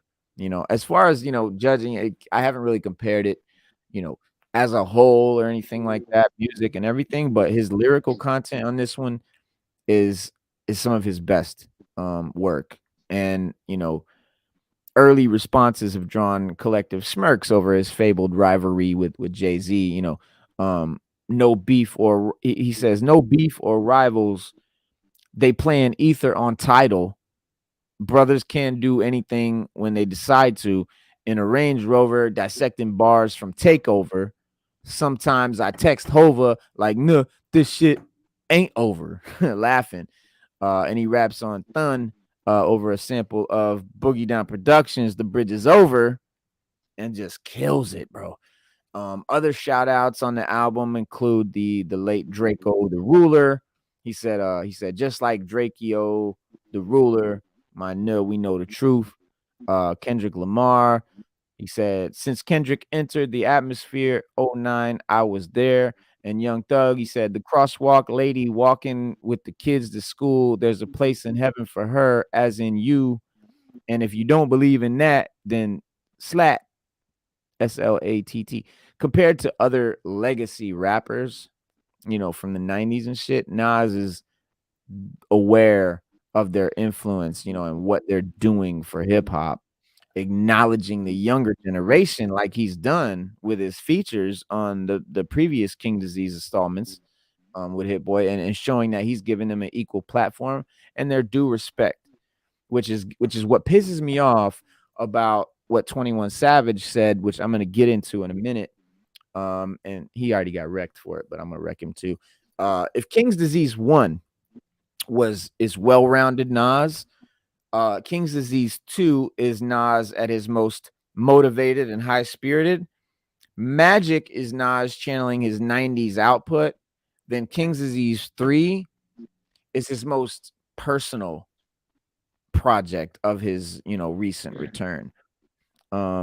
He's the track 30 that we talked about, because he's sort of, all right, so in 30, he's reflecting on doing his hip-hop thing for 30 summers. That's why it's called 30.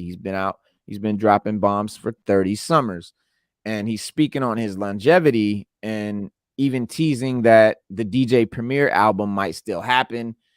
And he does a little check of Pete Rock. I'm not gonna call it a diss, people are calling it a diss. I don't think he dissed Pete Rock here. I think he was just Nah, saying he's just speaking. about He it. just speaking his mind on. He's speaking his mind on the mic. That's all, Yeah, man.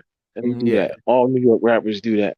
They ain't necessarily dissing somebody. They just telling you how yeah, they feel and putting exactly. it in their. That's all. And people are blowing it out of proportion, like it's a diss, and Nah, cause then that's cause you know why? Cause acting like everybody else when they when other people do it as a diss, but when New York rappers do it, sometimes they just let you know how they feel. They ain't dissing you. yeah, They let you know. If they gonna yeah, diss you, you gonna know it. That's the difference. right, and that's real. And Pete Rock, who the diss was supposedly at, he they're like, oh, he responded, or he's gonna quit Twitter now because of it, bro. I read the tweet that Pete Rock posted, and it wasn't even really a response. He was like, he didn't say nothing about Nas. The tweet said, I'm trending right now, and I don't really know why, and I don't really care because I'm about to cancel my Twitter shit anyway. More music coming for my true fans. Got a barrage of new music coming. Which That don't means he sound don't like care. yeah, exactly. You ain't giving a He fuck. don't care. He He don't did, care. Right. He don't care. I Y'all mean, care. That's basically he's saying y'all care. I don't. y'all I care. got better. I And, got better things to do. Let me get back on this SP 1200. Hit the yeah, record. you know what I'm saying? And make these beats. Right. Let me And handle then my business. word. But not okay. So the track I'm on Fire is another one of my favorites. And he opens out with a line, just for the core Nas fans. He says, still got the flame behind me from the Hate Me Now video. It's continual. Um and Nas even gets, sentimental on the song First Time, which flipping the track to describe the first time he heard legends like Slick Rick and Biggie and Pac and NWA. I mean, it's great, bro. And then once again, it's Hit Boy who's energized Nas past rare form into God mode. He's established a format of letting Nas revisit his gospels like a wise elder statesman that he is, giving him the alley oop with the production, that allows him to be relaxed and confident. And Hit Boy's beats aren't that busy, and they're creating an atmosphere that's really rich and nostalgic, and gives me that sort of 90s vibe without sounding like 90s music. It sounds really fresh and new, but it's something that I can dig. And he gets creative with his samples. Legit, he's got a sample on the song Legit, flipping a classic scene with Eddie King Jr. from The Five Heartbeats, the 1991 movie, The Five Heartbeats, to create like a clean banger, you know what I'm saying? And then the last two tracks are important reminders of Nas's ingenuity when it comes to speaking on violence in the Black community. And his song Beef, it takes on the personification of conflict, detailing why beef is always taking souls, and joins his other perspective tracks like I Gave You Power, where he's the gun, or and on Don't Shoot, he makes a case for finding a way to save lives. He says, am I snitching when the police commissioner my friend? Am I a player when me and the mayor hanging and tap in? Just a grown man trying to see how to change the community, because all I see is mamas crying, reading eulogies. And then he says, imagine no man shot for the next 10 years, no man killed for the next 30 years. It's an unfortunate reality that history continues to repeat itself. But, you know, Nas is always conscious and always believes that there's a better future ahead, and that's what his music always says. And he's always got a optimistic, positive sort of like conclusion that he always gets to. It might be, grimy and violent or whoever, whatever, but it always comes to something positive usually. And the kind of awareness that only comes from a street disciple using his influence and God body and knowledge to do more good. And that's why I respect Nas, and King's Disease 3 keeps Nas in the relevancy conversation because his voice is still impactful, and calling to action when some might say he doesn't need to do this anymore, or he's over the hill or whatever. This dude bro. He's in his prime, bro. He's 50 years old and he's putting out some of his best fucking work. It's crazy. I will hope so. You can't front. I will You hope cannot. so. I will hope so, man. Because as you go on, time goes on, you should get better. It's like in anything. You know what I'm saying? It's just the younger hip hop community that thinks that because someone's older, they ain't got it anymore. I mean, if the guy had it, he always had it. Right. It just depends on how much effort he put into it. And that's what's going to determine, and his love for it. You know what I mean? That's what's going to determine how good or bad the product is that he puts out. That's you got to remember when they put this music out, this is still their art form. This is art. This is like a painting or sculpture. It's their art form. They're putting their heart, soul, and their mind into it. So the more they put into it, the better it's going to be. When Mary J. Blige was sad, everybody always, I love the sad Mary. When Mary was singing and she was sad, she put her heart and soul into that because she was feeling that. She wanted to let y'all know how she felt. That's why it was so much better than the happy Mary. Yeah. I listened to the album. I liked it. Thought it was all right. Thought it was cool. When I first listened to it, it didn't really click with me. Like the first, it never does. Yeah, it never does. I skipped through like the first like 7 tracks. I was like, nah. And then like the last like 10 tracks, I was like, oh, this is getting better. Because like the second half of the album, I do feel is better than like the first half of the album. Well, really the second more than half, but like the first like 7 songs are good, but the last 10 songs are great.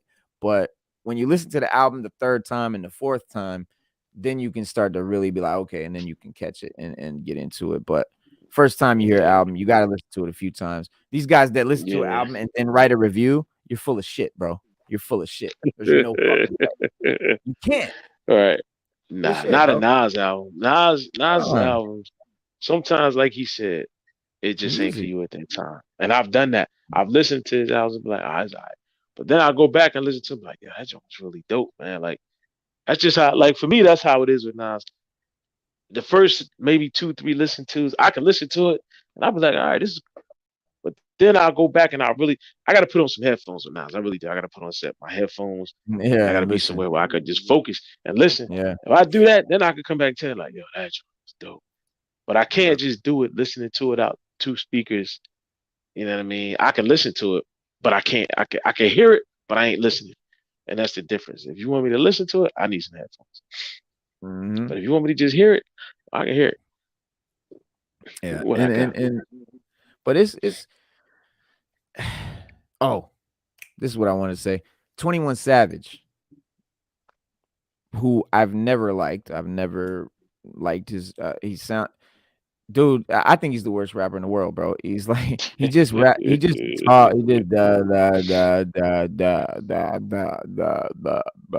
like, dude, come on, bro. Bro. That's how he get down, bro. You suck, that's how he get down, baby. That's how he get down. Well, he sucks. And you know the crazy part, Reno? Trash. He is from, the crazy part, he is from England. The UK. He's from England. He's from England. He was an illegal immigrant all these years. Yeah. And then they say the rumor is that what's his name snitched on him, your boy. What's your boy name? What's my man name? Snitched on everybody. Vlad? No, not Vlad, the other one.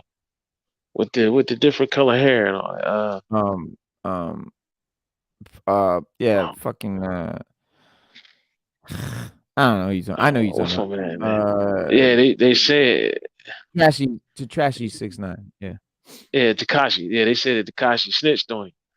And when they interviewed him, he said his parents came over here on a work visa. Yeah. Or whatever, and they just never went back.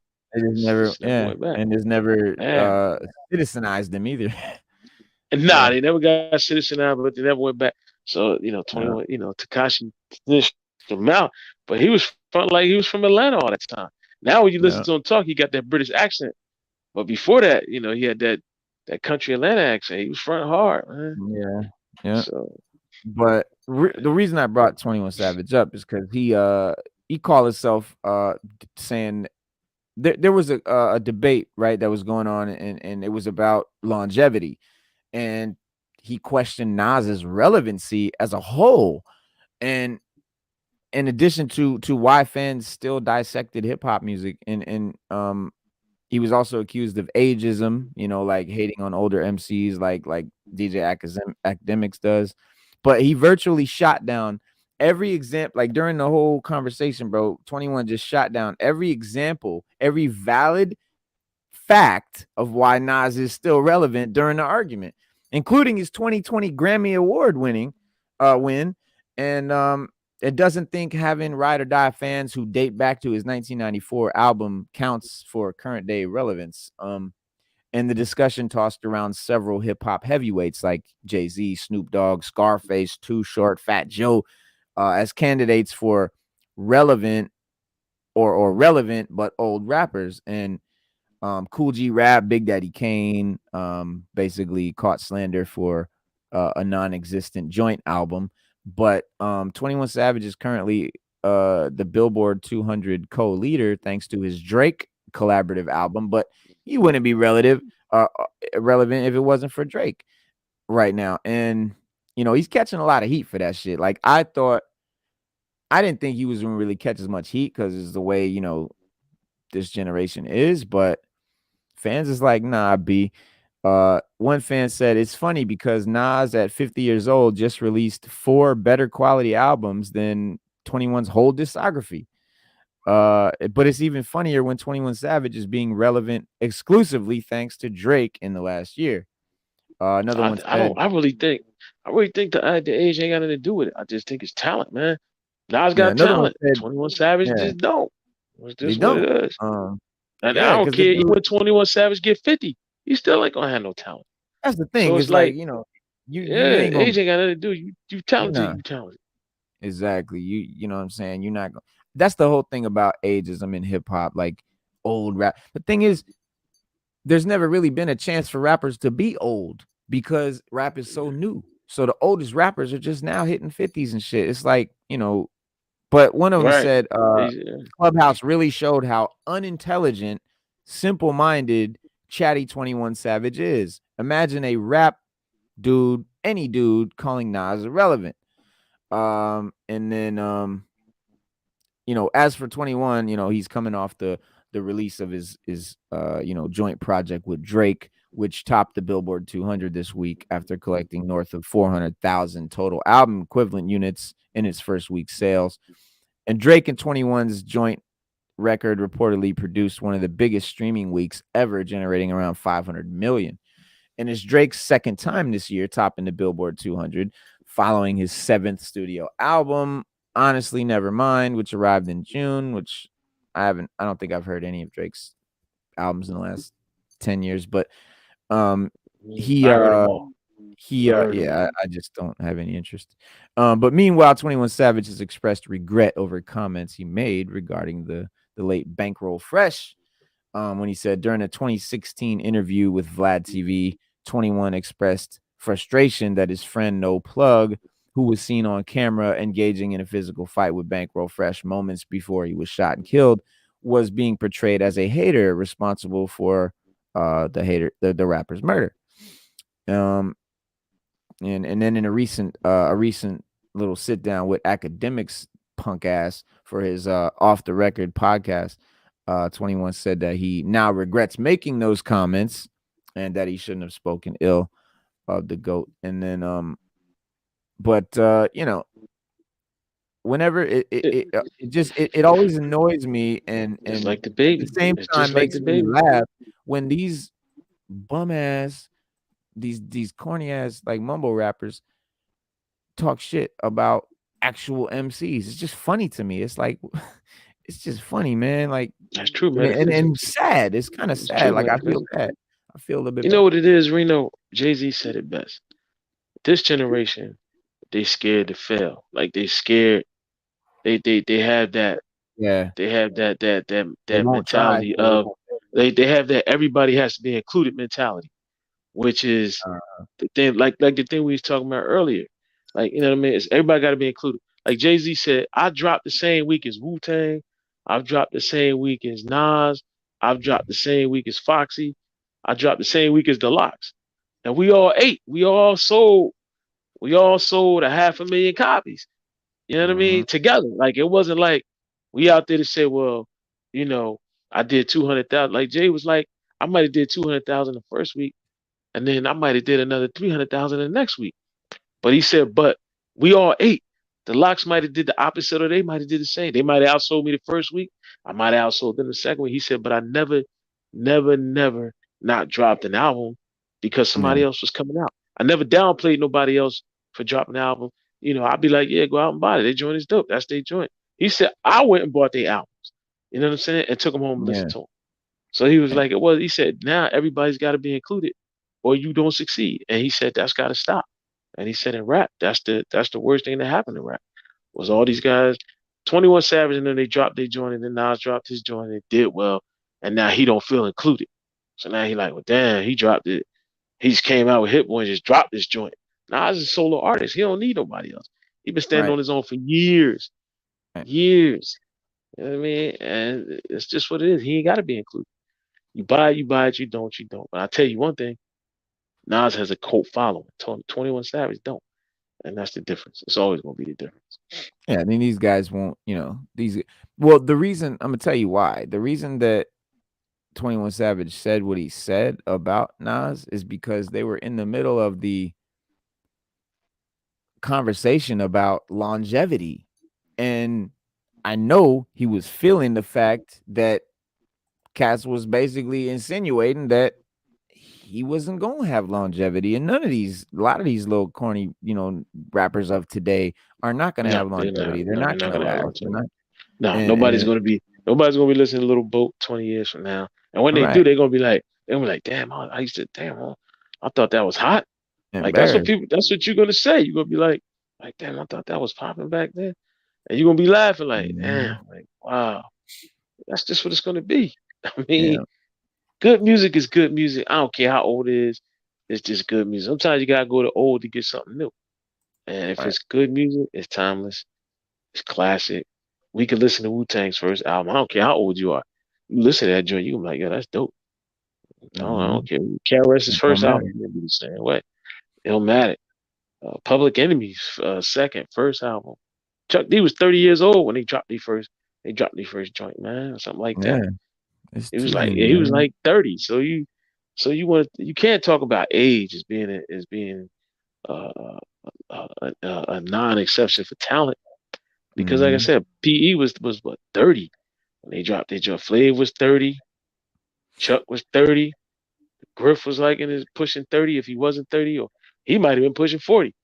But I mean, they same thing, almost 20 albums strong, and they still get love everywhere they go. And they still putting out good music. Come on, man. It's just talent, bro.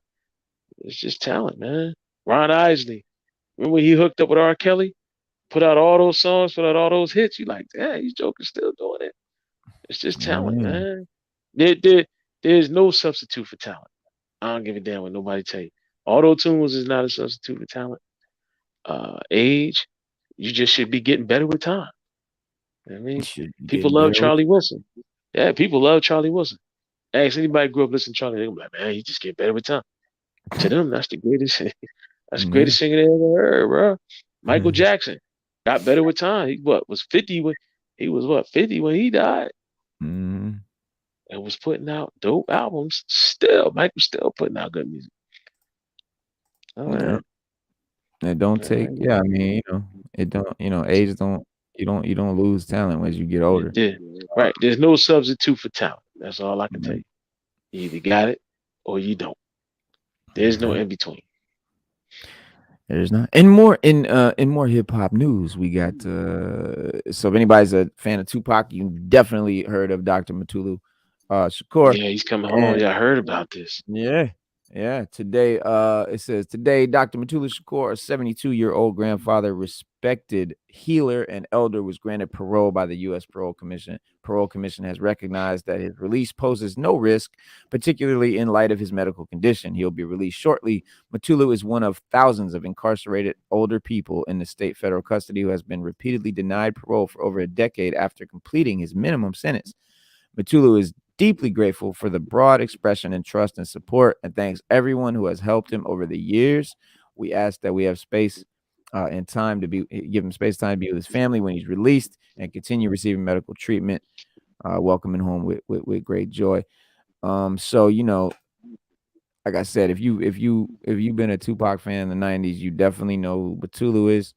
And after being denied parole on several occasions, he Tupac's stepfather, Dr. Mutulu Shakur, is finally coming home. But yeah, that was the statement that I read was on MutuluShakur.com. So you can check that out, MutuluShakur.com, if you want to see more about it. But back in June of 2022, Shakur's attorney, Brad Thompson, told MSNBC that Shakur had endured drastic weight loss due to his illness and treatments, had COVID at least twice, and had been relying on IV feeding tubes off and on since May. So Thompson also stated that doctors with the Federal Bureau of Prisons gave Shakur less than 6 months to live in May, noting that his cancer treatment had stopped working. District Judge Charles Haight Jr., Judge Haight, imagine that, who in November 2020 denied Shakur's request for a compassionate release. What a fucking dick. Said in the ruling, should it develop that Shakur's condition deteriorates further to the point of approaching death, he may apply again to court for a release. In those circumstances, could be justified as compassionate. Now, 2 years later, he's coming home. So, political prisoner finally being released. And so, shout out to Mutulu, man, and Tupac. I mean, listen, man, regardless of what Mutulu did, man, it's only so much. Yeah, it's only so much you can do. You keep the Joker down, man. That's how I feel. I mean, he's 70-something years old, man. Let him go. What else he gonna do? Yeah, exactly. I mean, he's 70-something years old, man. Let him go. And he can't do. At this point in his life, he's a lot more mature and level-headed than he was when he did whatever he did. His debt to society's been paid, and I'm quite sure if you let him go, he is not going back to jail. That's what you want, right? That's what you want, right? You don't want the man going back to jail. That's all you really want, man. Right. And I think a lot of parole boards and people want them. They don't realize that. Yeah. Somebody get that old, they ain't trying to go back to jail, man. He's just like, look, I want to see the world as it is right now. I don't know how much time I got left. Right. He was an activist. I mean, he was an activist like Black Panther, and he was a revolutionary and all that. But what's he gonna do? Get out now and start up a new chapter of the Black Panther Party? I mean, come on, like what are you worried about? And the FBI back then is not the FBI of today. The FBI back then was like probably 99.999% Caucasian and didn't they probably 100% Caucasian. It was 100%. It was 102% back then. They're about 95. They're about 90 right now. Now they're about 90. They got some Asian and Latino and Black people. Yeah, they got some sprinkles in there. They got some sprinkles up in there. Yeah. But you're right. He's not going to do anything, man. He's what, 72? Come on, 72. Man. You could have let him go at 6. And on his deathbed with feeding tubes, he's not even walking around. That picture I put up that I showed, this is not like him now. That's him when he could still kick it. He's in the bed now. Like he's in the bed now. So, he served more than 35 years. That's I mean, rapists and child molesters. That's 3 decades, bro. That's 3 decades, bro. Let's keep murderers and child murderers. That's 3 decades, man. That's 30. What you say, 35 years? 35 years? More than 35. That's 3.5 decades, man. Let's just say he served 4 decades. That's 10 years each, man. So, man. He let him go, man. He went at 30. He's 70. He ain't doing that, man. I put it to you like this: if he got out and he did something crazy, he deserved to go back to jail and be locked under the jail. Yeah, like you know what I'm saying. But I don't think he gonna do that. I think he just gonna get out. He gonna chill, see what the world look like now. You know what I mean? And get online, order some Amazon, send a couple texts, and he gonna be good, man. He gonna watch the Marvel Cinematic Universe and be amazed, and he gonna be good, man. Yeah. After you serve that much time, you go back to jail, you deserve it. That's all I can say. And I don't think he's gonna do that, man. Let the he man live out his last days with his family, whatever I he mean, got left. this was he was convicted in 1988 for serving as a leader of revolutionaries that were allegedly responsible for armed robberies in New York and Connecticut, one of which 3 people died. And over the years, he was denied release several times, and authorities stated that the reason behind their decision was due to the severity of his crimes, and they also said that his health was not bad enough to warrant a release.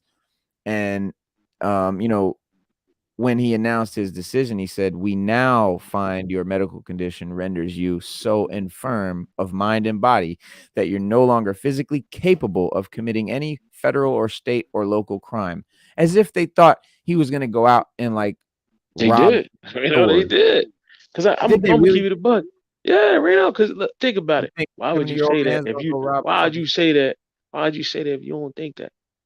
I mean, yeah, whatever he did, he did. because they're full But of shit? after 30 years, man, come on, man, let the man go.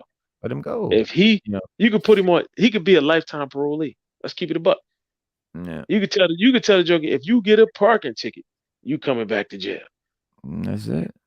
He gonna respect that. Ain't fuck around. But he's going to go lay in a hospital bed somewhere. I mean, he's not even going to be Right. out and And that's what about. I'm saying. So, Yeah, he's 70 something years old, man. He gonna chill, man. shit. It's you can't you could lock a man up, but the whole people don't realize the whole thing about incarceration is to rehabilitate. Right. So if that's what you truly there to do, and he should be 30 years, he should be more than rehabilitated. Mhm. Um, you know what I mean? Unless you just had him sitting in there just vegetableizing, getting institutionalized, jailing. I mean, he ain't Right. doing nothing in jail. If he ain't doing nothing in jail, then and he's still criminal minded. By the time you go to this parole board, he's all right, cool. But he never had no he never had no criminal history like a sustained criminal history. He just did that one thing. It was bad, and he went to jail for it. Like, you can't. If you look back at his life, you can't say that he was a career criminal. That's No. different when you got a career criminal type joker. Now we don't want to let him out Right. because all he Right. gonna do is get out and commit another crime. You know what I mean? But if it's somebody that did something, it was one time, and they got caught, and they go to jail. All right, cool, man. A couple of years, whatever. They should learn their lesson. But they keep going back to Mhm. jail. Yeah, you deserve it. Each time you go back, you should get more time. Probably, yeah, pretty much. Um, no. Oh, speaking of Nas, his house got burglarized too just now. Yeah, I think today, over the just now, weekend. as we speaking. Over the weekend. Yeah, over the weekend. Oh, okay, Not like as we're sitting here. Actually, no, I think it was well, it was today that the news hit. So I think it was like last night or something. But yeah, they broke in his house and stole a bunch of shit. And I can't find the any details about it. I had some articles about it somewhere, but there's not much to it.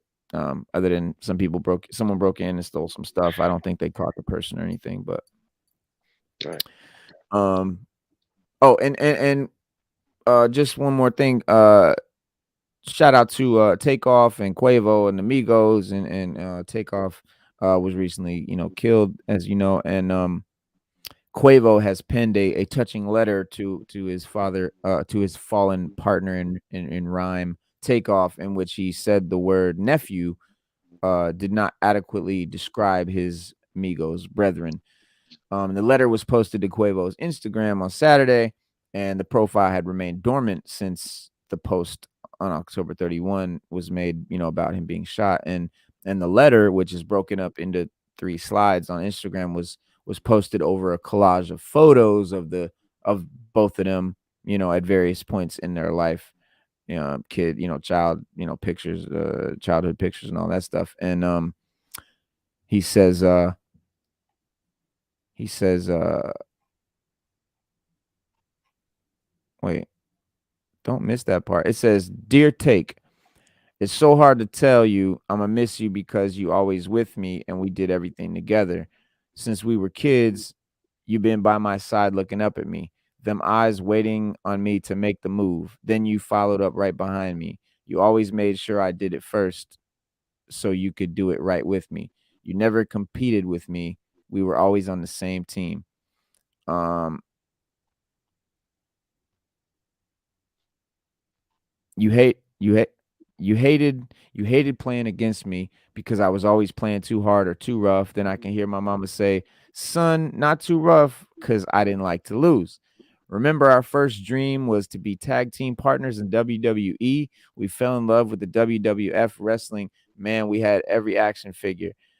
Thought we was gonna be pro wrestlers because the way he imitated all the wrestlers was so good. And if you know Take, his imitation skills are to the T. He could imitate anybody, just ask Danny and P. Super quiet though. Quietest in the room, but paid attention to everything going on in the room. Always been like that. Nothing ever really bothered Take, and he didn't bother anybody. He the most unbothered person in the world. He never got mad, never raised his voice, and when he did, he silenced the room because what Take said was law, and he wasn't changing his mind for nah. Not even Unc could.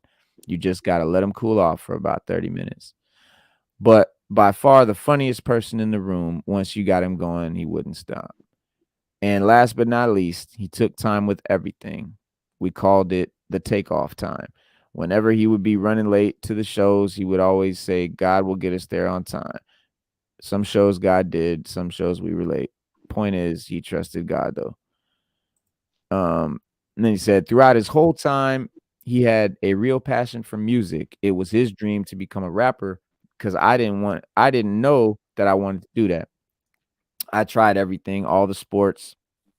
After every game, I would come home and he would just sit there playing the game with the controller in his hand, looking and look at my face. And he could tell we lost another game. So sports wasn't his thing because he saw me lose all the time. This is how I knew he was going to be a rapper. Growing up, he knew every song off the Hot Boys album, every lyric word for word, and he was cussing up a storm. Mama heard him rapping, took the CD, and said that music was too grown for us until we won the Boys and Girls Club talent show together performing Get Your Roll On by Big Timers. It was all good then. So it's safe to say we had something going then. It came easy to us, and and the style and swag. We were always looking like somebody because our mama dressed us like rappers or grown men, as you can see in the pictures. Our clothes were huge, but we had the look. Then he created this triplet flow, and the rest was history. He never worried about titles, credit, or what he got or who got the most shine. That wasn't him. He didn't care about none of that as long as we brought it back home to the family. Fuck, there's a lot more. This whole time I've been trying to figure out what you really were to me because nephew wasn't it. We hated the word nephew or when it was said unk and few because we always knew we were way closer than that, and it made me feel old too. So I guess that technically Quavo is Takeoff's uncle, but they're only like probably a couple of years apart. I got an uncle that's only 3 years older than me, so it happens. But I knew you weren't my brother because you are my sister's son, so I couldn't say brother. Now I finally get it. You are our angel, watching me and watching us this whole time, living form, make time in living form, making sure everyone felt your love and hugs. While you were here, you made our dreams come true. Whenever you spoke it, it manifested it. You said, God gonna do it, and he did it. I'm just proud to be in your life. I'm proud to be your uncle. I'm proud we saw the world and done the things that we did. Done the things we couldn't ever imagine together. We laughed way more than we ever argued, and we did. And when we did, I was always the one in the wrong every time. I guess mama made that rule too. I'm proud to say I've seen your blessings. I've seen you bless me. You bless mama. You bless Shara. You bless Treat, Heaven, and Zeke. You will continue to hold your blessings down from heaven, and I will continue to keep your name alive as long as I live. It's always my responsibility to look after my nephew and nieces. I will do that before we make moves or any decisions. We gonna always say, what would Take think?